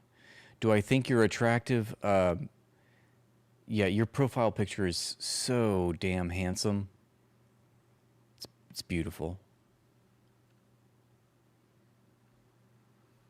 Yeah, I guess we could take a look at this. There's quite a bit of news coming out today. The first thing is that Netanyahu was stating how he doesn't need the United States of America anymore. Trump said they need us. They would not be able to survive without us. That was some kind of public disagreement that was occurring. All right. Thank you, Saeed. My goodness, I appreciate that. I'm very humbly grateful. You've I'm very blessed. I should tell you. Thank you so much for your continued patronage of the stream, my friend. Real disagreement or For not. 2 years now. Nearly every day, this man has been supporting my stream. Let's give a round of applause to Saeed. Thank you. Oh, look, it's the whole family's clapping for you here. Yes, indeed. Oh, you're just paying for your grammar mistakes. Okay, good. We were gonna dock you 15 social credit score points for all of the grammatical errors, but you redeemed yourself, so that's good. That's good. Just don't let it happen again, okay? Oh, but these were the statements of Netanyahu and Trump. Also, we know that Kuwait was hit. We saw visuals now of Kuwait International Airport being hit by a drone. This is after CENTCOM claimed that no drones, no missiles actually struck Kuwait. And also the House passed a bill, a War Powers bill, that essentially goes against... son of a bitch. And then you go and do the thing. The War Powers resolution, which went against Trump. All of these things, as well as much more, will be discussed with Lieutenant Colonel Anthony Aguilar. Lieutenant Colonel Anthony Aguilar, thank you so much for joining us. I promise you guys that Saeed is not my alt account. I don't have any sock accounts. Seriously. Stop saying this. He's an authentic person out there in the world who just supports what I do here because we see eye to eye on a lot of issues, all right? But I am not him and he is not me. Thank you. I'm doing well and glad to be here this evening. There's quite a bit to discuss. Definitely. I always appreciate you coming on. So if you want to give us an update on what on the news. So first of all, we had Trump and Netanyahu come out and say that both sides said we don't need each other. Netanyahu said, I don't need the United States of America. And Trump said, well, they would not survive without us. We had the war resolutions pass in the House. And also we had confirmation that a number of hits were actually administered on Kuwait and Bahrain. What's your thoughts about all of this? Well, it's clear that Donald Trump and Benjamin Netanyahu are having a little lover's spat here. The reports that we heard from earlier in the week, from last week's phone call on Donald Trump's rebuke of Netanyahu, especially with Lebanon, with the world starting to hate you, or the world hates you. You'd be in jail if it wasn't for me. Did that conversation take place? I believe that something along those lines took place. I don't think it was as dramatic as the domestic news wants it to appear, to make Donald Trump look strong or the strong man. I do think there was a conversation where there was some frustration and some rebuke.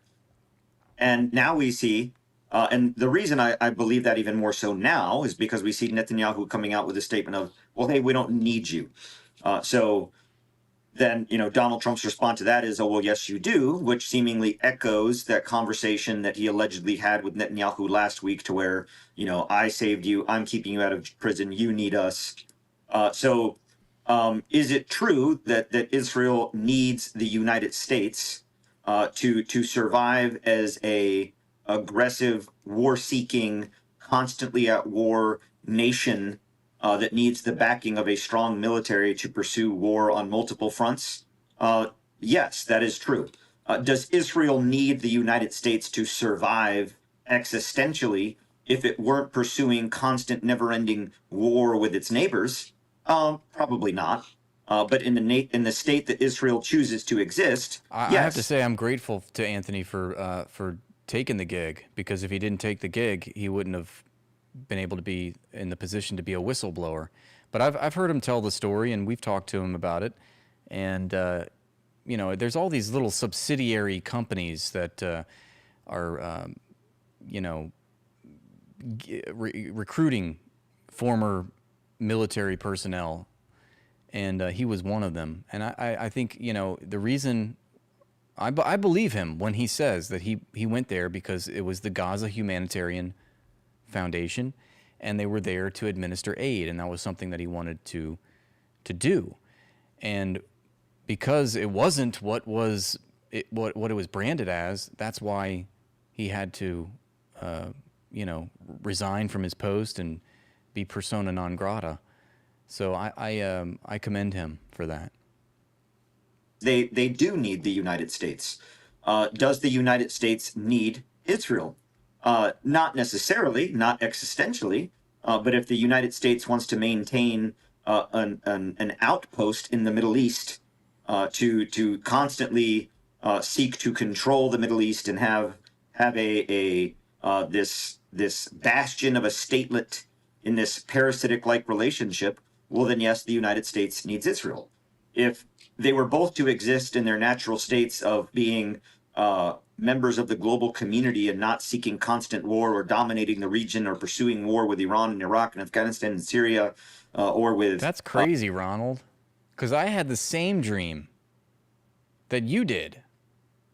Only in the dream, I was banging your mother, and you were crying in the corner of the room because I made you watch, and you really didn't like that. But I had to do it because I had to teach you how it's done. It was an educational sort of thing. Because I care, all right? I care about you. And I want to make sure you're doing it right and doing it well, all right? With Lebanon and all of its neighbors on the side of Israel, no, we wouldn't need each other. That's not how alliances and partnerships work in terms of need. There are mutually assured benefits, mutually assured exchanges of beneficial partnership. But to say that one or the other would need, well, then you're in the realm of an unproductive, toxic, and unhealthy relationship. And that's exactly what the relationship... I'm all for people amending their previously held beliefs, ideas, presumptions, when they are confronted with new information. And, I recognize my own journey, my own political awakening. So I think we need to be receptive to that and not try, to be so territorial about it and gatekeepery about it, because we need all the help that we can get. Anyone that takes a principled stance against the genocide, against what Israel's doing, it's the most principal moral issue of our day. Nothing is more defining than this moment, which side you're on, and what you're doing. And he's doing a lot. And he's not only talking about it, he's exposing the crimes that he was witness to. And he's now running for Congress. And he's trying to change things in a very direct way, and we support him. Relationship between Israel and the United States has become over the last decades, more so now under this administration. And we're starting to see that openly between the frustration between Donald Trump and the frustration, or at least the flippant attitude of almost like a stubborn teenager between Netanyahu. Like, my son all the time says, oh, Dad, I don't need you. And it's like, okay, well, I pay for a roof over your head and everything that you have in life. So you do, you just don't realize it. And my son I'm is now imagining his son giving Anthony shit. I'm like, damn.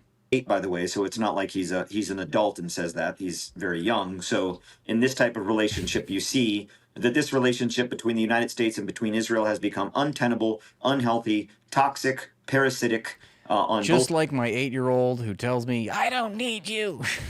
sides. And it's time for that relationship in this nature to end.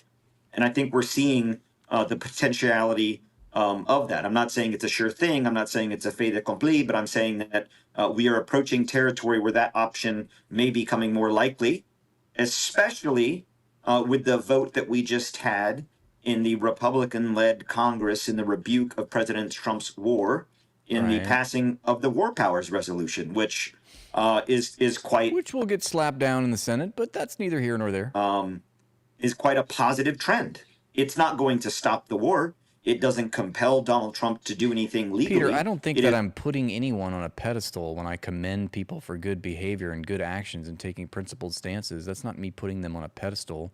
It's just me recognizing good behavior, good actions, good voices. I'm trying to amplify good voices here. So, I mean, I guess in a way I'm putting him on a pedestal because I'm platforming his message. But I don't think that that's, me being a sycophant or something. It's largely symbolic. You're right, though, Peter. You should never put anyone, chatters, never put anyone on a pedestal unless that person is me, obviously. In terms of a rebuke from the Congress, a Congress that is Republican-led, that Democrats were able to maneuver, such as such as Thomas Massey, Tom Barrett from Michigan, Warren Davidson. Good point. It's so easy, right, Bergamot, to be just to go along with the status quo. They've got all the money, they've got all the power. It's very easy to just commit evil acts. It's an evil political economy. It's an evil system that we're partaking in. From Ohio, Brian Fitzpatrick. It's very hard to do the right thing. Pennsylvania, creating this Republican caucus that was able to pull votes away and join the Democrat-led War Powers Resolution, and we saw that pass. Big news. So I think that the nature of the relationship between Israel and the United States is greatly changing, and we're seeing that in real time. What comes of that is yet to be seen. And so, I mean, yeah, it does. I mean, we don't know. I've never put anyone on a testicle, okay? Never. I would never do that. That sounds like it hurts. Much is going to change because, for example, me and you talked about the Section 224 bill in the NDAA, and this does seem like they're trying to, if anything, infuse the United States of America with Israel. Now, in terms of the attack on... Oh, yeah, well, I have an answer. And the answer to your question, which I don't even know, is you're a bitch. Kuwait and Bahrain. You talked about this yesterday. You said that, look, these guys keep claiming it, true and false. And in reality, we've seen visuals of the strikes. Now we've seen visuals of the strikes. The one exception. On Kuwait, on Bahrain, on Kuwait International Airport. What's your thoughts about what happened that day? Why were the strikes carried out? How were they carried out? What were the targets and whether they succeeded? Well, like we talked yesterday, U.S. Central Command, and at least their public affairs or their media, have become nothing more than the propaganda of of the Saddam regime during the U.S.-led attack into Iraq with, Iraq is fine, nothing's here, no Americans are here, we're doing just great, as Baghdad is being pummeled into the ground with U.S. Army tanks driving through the streets of the Revolutionary Memorial. So U.S. Central Command cannot be trusted. The United States military leadership have consistently held an understanding, if you will, in terms of, are there secrets? Are there things that we don't talk about? Are there things that the United States military manipulates? Sure. But when it comes to straight up lying to the American That's right, people, because then it would be a pedo stall, right? Ching. Thank you. I'll be here all evening. overtly and saying, I could understand like, hey, we're not going to comment on that. Okay. Well, we can see what happens. So you not commenting on that is kind of a lie of equivocation or a half truth. Now we're seeing this shift especially with Central Command, to where just outright overt lying, and not just defensive lying, but offensive lying. And that's a concerning shift in what we've seen in the military over the last many decades. And again, has the military lied in the past, or covered things up in the past, or refused to answer questions in the past, Never. protecting certain secrets or operations, or simply wrongdoing? Yes, we know that. What? Yes. But now they're almost taking this active approach to it on social media of, hey, everybody, you might have heard that there was these attacks. Here's the truth. And then the truth is obviously a lie. And then the attacks that we saw today, continuation of attacks. My cat just jumped on my lap and put his ass in my face. You saw that? He just kicked me with his tail. What the fuck are you on about, kitty boy? Why does this pussy smell like ass? Does anybody know? By Iran against Kuwait at the airport. And again, kitty boy, you need to take a shower. Again, if you look at that, people might say, oh, they're attacking this airport. Well, the airport at Kuwait International, much like... He always comes up to me, and he's got... See how I have a microphone here, obviously. If the microphone wasn't here, he'd be booping my head, but he's doing that to the microphone, I guess because he thinks it's me or something. He's trying to be comforted. So what I do sometimes is I repay him the favor. When he's curled up on the couch or something, I'll come up and I'll boop him on his head, and I'll rub my head on his head. It's not weird. It's endearing, okay? The airport at Ben Gurion. And I just want him to know what that feels like. You know, he comes in and invades my personal space all the time, and I'm just supposed to go along with it, you know. But then if I do that, I get paws to the face. I get all clawed up. It's not fair, honestly. I feel like he hate crimes me like at least once a day. Part of it auxiliary, part of it's military. And I would ask anybody, the next time you fly into Atlanta or into Charlotte or into a major airport, not necessarily in New York City but even Washington D.C. Next time you fly into those airports, that's gross, Charlie. I'll tell you what's gross, okay? Try getting syphilis from your mother and having a rash that you can't explain. I pray that you know that pain. And then you tell me what's gross, sir. You're taxiing, open the window and look, and you will see an auxiliary side of that airport where there are military aircraft parked. The same holds true in Kuwait, in Tel Aviv, in other nations and international airports where they have a military auxiliary annex. So is that what Iran was striking? Yes. So that would be considered a legitimate military target. So what they were going after, I can't be entirely sure, but I'm quite certain. Guys, can we please stop talking about STDs and get back on track here? We're trying to learn. Rashbone? It was some type of infrastructure or military use for either radar interdiction or potential firing of missiles. We know that Kuwait is still. I had a funny comment on my Facebook. You know, I'm trying to grow my Facebook page. Because I didn't know this, but every time I share a reel on Instagram, it goes also to my Facebook, which I couldn't log into. Blah blah blah. It's a long story, but apparently those reels on Facebook have been getting a lot of engagement. So I get a lot of these comments, and one of them they watched my reel, and it was about Israel or something. And the guy commented. He said, "Have you ever fucked a woman?" And then I looked at this guy's pro. I'm like, "Who the fuck is this?" And it's you know who it was? It was some bass player. Of course. The fucking bassists. Supporting that, or at least U.S. forces in Kuwait are doing that. That's such a weird thing to say, right? You know, if you want to blind Kuwait in terms of their ability to either send missiles or defend missiles, well, it's probably located at the auxiliary military annex of the Kuwait International Airport. So we're seeing the strikes continue. I think there was a little bit today about Donald Trump talking about, you know, kind of trying to lower the temperature. The problem with that is, you know, once the water is boiling over, you know, it's pretty difficult to bring that temperature down unless you just That's lift right. up. I've never fornicated in my life, all right? I only make love. Thank you, Saeed. You put it very nicely. Pot off the water. But right now, Donald Trump doesn't have the power to lift the pot off the water because the determination to go back into negotiations is on Iran, not the U.S.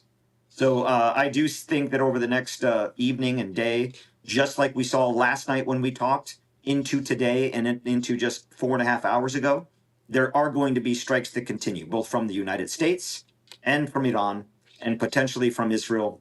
And I do still think that in the coming days, based on the reconnaissance that was conducted yesterday, maybe not tonight or tomorrow, but in the coming days, Israel is planning strikes against Beirut. Well, yeah, I mean, if there's any kind of engagement going to happen, what about from the U.S. perspective? When do you see that happening? I mean, the weekend is coming. Trump loves weekend wars. So when do you think? Apparently there's a rumor going around that Saeed is actually my girlfriend, Comrade Batty. And I'm just going to say that that's not true, all right? I need you guys to believe that there actually is someone out there that is a stranger who just, not anybody that I know, that just supports me for what I do. I don't need, you know, my girlfriend to log into a sock account and pretend like I'm more than I am or something.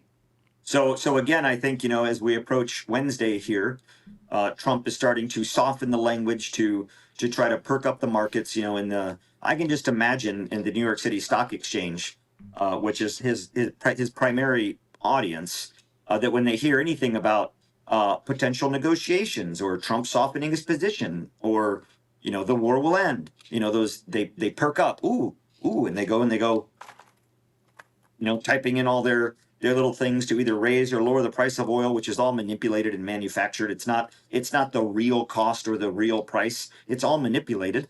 So when Donald Trump says something along the lines of, hey, you know, maybe we can talk, there's still a ceasefire, guys. Hey, there's still a ceasefire. As the stock exchange kind of reflects the price of oil going down. And this is the perfect opportunity for Donald Trump because of that spike that went up because of the war restarting, soften the language, bring the price down, buy, go into the weekend, we're at war, come Monday, sell. We've seen this over and over again in this conflict. Is it disgusting? It absolutely is. Is it betrayal to the American people and using the military and using war to get rich? It surely is. Is it the first time the United States or leadership within the United States have ever used war or the threat of war or the use of the military in war to get rich? Absolutely not. So it shouldn't be a surprise to anybody. But will we see some type of softening of language between tomorrow going into Friday with then probably some all quiet on the Western Front come Friday with some type of action this weekend? I can certainly see that. I still hold firm that Operation Sledgehammer has been briefed to the president in the Situation Room that military authority and military resources have been moved toward that operation. I do believe that the Dark Eagle hypersonic, though it may not, it's, the use of one hypersonic is not the end all be all. This Dark Eagle, though it has a scary name, Yes, and it's, the Dark Eagle. if you've seen it, and I recommend anybody Google it and you look at it, it's, it's all black, it's scary looking, it's the Dark Eagle. Yeah. It looks like something that the USS Starship Enterprise would have fired at the Klingons. And when you look at that, you're like, ooh, this looks scary. Miracle weapon. This is not a war ender game changer. Is it significant in terms of escalation? It is.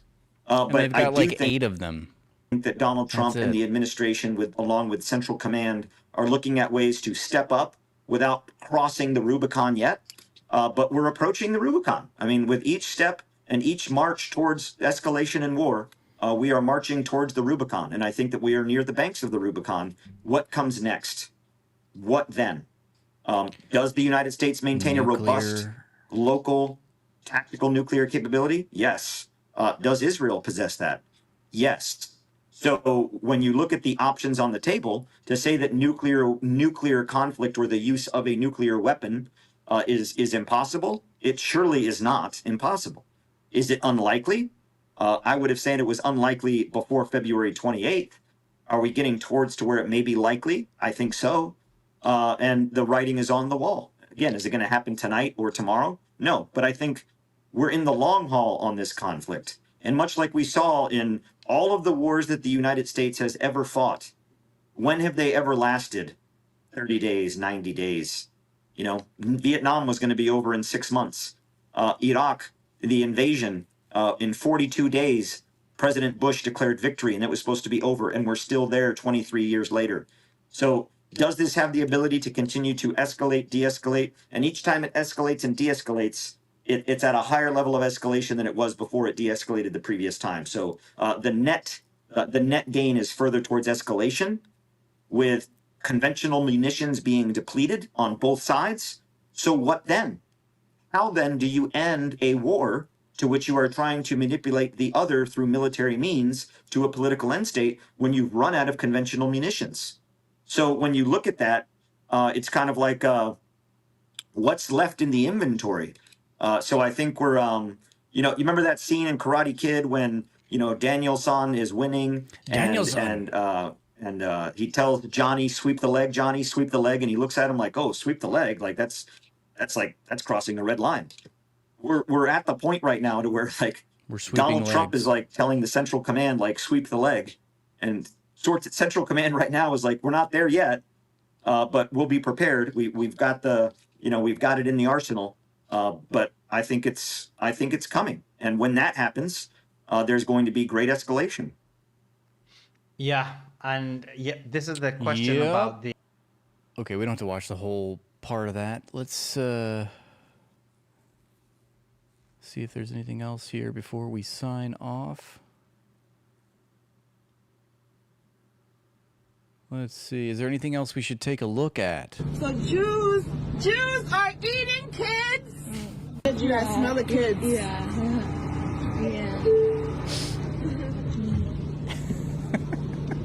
So Jews are eating kids. A little louder for the people in the back. Don't touch me. Don't touch me.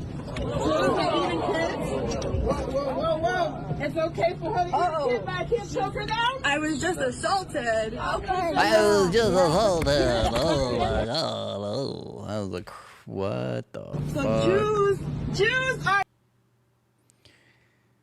Deranged woman goes full meltdown on young Jewish lady in New York City subway before physically assaulting her. She says, "You're a Jew, I can smell the kids." I mean, no comment. Yikes. What's a little beef jerky between friends? Unscripted, unfiltered. I love when people like Theo Von that you're about to see use their voice for good with the millions of followers that he has. Thank you, Theo Von. Everybody's going to need to start speaking like this if we want to save this country. But I do have a lot of uncomfort about America's relationship with Israel. I don't think uncomfort is a word. Can we check that? I think he means discomfort. Israeli political leaders. That's what I mean. I believe that group is. It is. Baby back. I want my baby back. Baby back It ribs. just feels like a satanic barbecue sauce. All right, sorry.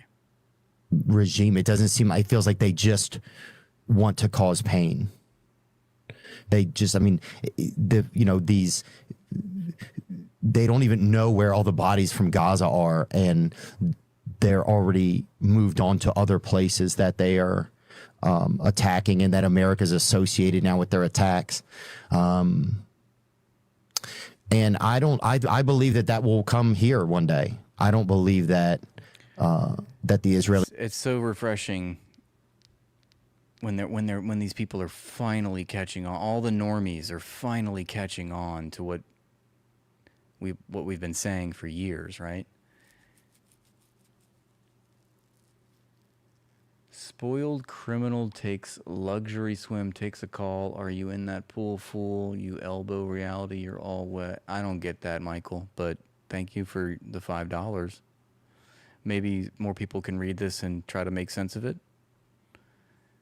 Leaders, that they have any intention to stop that. I don't see that they have any care for Johnny come lately is exactly for the American people. It doesn't seem like that. I've never heard that spoken. He's like, hot take, genocide is wrong. And I believe that if we don't speak up now, that our children won't have the chance to speak up, either by law or by worse. And that may sound crazy to some people, and that's fine if it does. Are you if gaslighting me, Saeed, right now? Are you doing that really? I'm crazy to you, and you think I'm crazy on that point of view. That's okay. I don't. I may disagree with you, but that's okay. I do want to. No, it's not. I worked hard to be okay. able to have a voice for myself, and so I hope at least you just respect that. You have one of the biggest podcasts. Or in the I hope world. at least you just see that. Like, at least I'm trying to say what I want to say. And I don't understand our government's relationship with Israel's leaders and with Israel's government. I don't understand it. It feels like there's. If you make fun of me like 17 or 18 more times, I swear I'm gonna write you a harshly worded email, okay, and ask you please to stop. This war machine, and then our soldiers are put into these spaces, and they're just there to serve an America that they believe in. And it's no knock against them or anything like that. It's just, it just feels like it's causing a lot of pain and fear. And yeah, I don't understand I don't understand Trump's relationship. I don't understand our political, like, why we are so beholden to. Find the words, Theo. Come on, search and find them. Maybe Theo should write out his words first, organize his thoughts. I try to do that. I mean, whatever. This government, this Israeli government that just seems to be obsessed with. He's speaking from the heart, control. And it feels like. And it like bloodlust, like they just like it's not enough. Like after what happened in Gaza, I don't see. To me, I don't see how there could be any other view. I mean, in other news, Captain Obvious. I mean, you think I'm just being an asshole? I know. We should all sing his praises for saying the right things. Oh shit, I'm rock hard right now. Let's go. Hop on the dirt bike. Let's get it on. Oh my goodness. This is bad. We do not condone violence. That's awful. Iran publishes images of one of the surveillance, patrol, and control operations of the southern coast of the country by FPV pilots, commandos in recent days. Whatever. Congress is about to merge the U.S. U.S. military with Israel permanently, and they hid it inside of a 3,000-page bill. Here is exactly what Section 224 of the 2027 NDAA does. It creates something called the U.S.-Israel Defense Technology Cooperation Initiative, and what a fucking mouthful that is. One, it forces our generals to give Israel our most advanced military secrets, AI, cyber, biotech, all of it. Two, it literally says the two militaries will share data fusion and network integration. That means your tax dollars will power a single unified war machine. Three, Israel gets to build factories on U.S. soil so that members of Congress cannot vote to cut them off without losing jobs in their own districts. Why should I care? Well, it's not really about defense, is it? It's about making the relationship impossible to break. Former State Department officials are warning that this bill is designed to entrench Israel so deep into America's supply chains that we lose our ability to say no. So the public is waking up to what's happening in Gaza. Israel's facing I wake up and I thank Iran every day. genocide charges, and the UN just put them on a blacklist for sexual violence. And Congress is like, sounds great, here are the keys to the Pentagon. So unpopular, yet so useful in silencing dissenting voices, right? Kind of fixes the problem of US military personnel not being willing to attack their own people, right? We can just have the most moral military in the world do it. So here's your action item for this week. You need to call your representative this week, not later, as soon as possible. You can even tag them in this post. And you're gonna tell your reps to vote no on NDAA Section 224. And vote no on Section 224. Congress is about to merge This could be the US the end of our sovereignty, folks. We might have to say goodbye to our democracy if Resolution 22 or whatever Section 224 gets passed. This could really be. This is the straw that broke the camel's back. Okay. Call your senator, please. We've got to stop them. Make a harshly worded phone call to your senator, because I realize I'm being very, very negative and cynical. I'm sorry. I shouldn't do that. I shouldn't do that. Just think it's going to take more than that. I don't really see much worth saving in this political system. Anyway, I want to say thank you. That is my time for tonight. We did it once again. The haters said we couldn't get it done, and we did it anyway. We proved the haters wrong. Another 4-hour successful stream, one for the ages, really.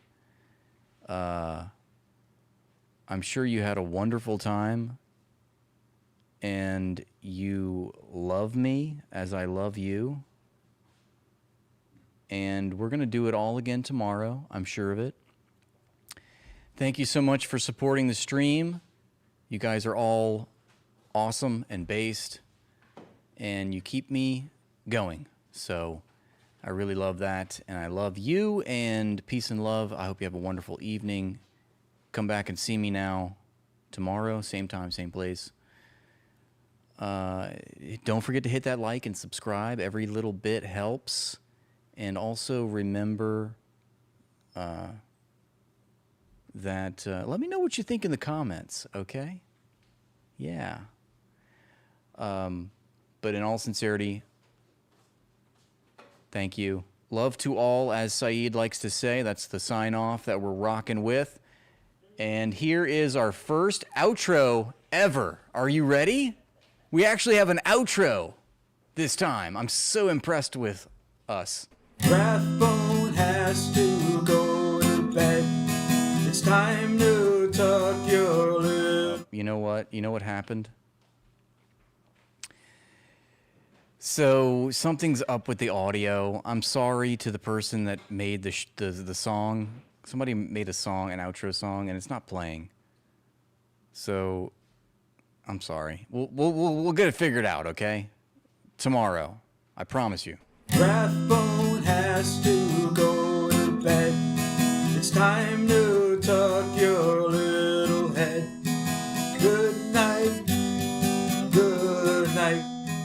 Buenas noches. Buenas noches.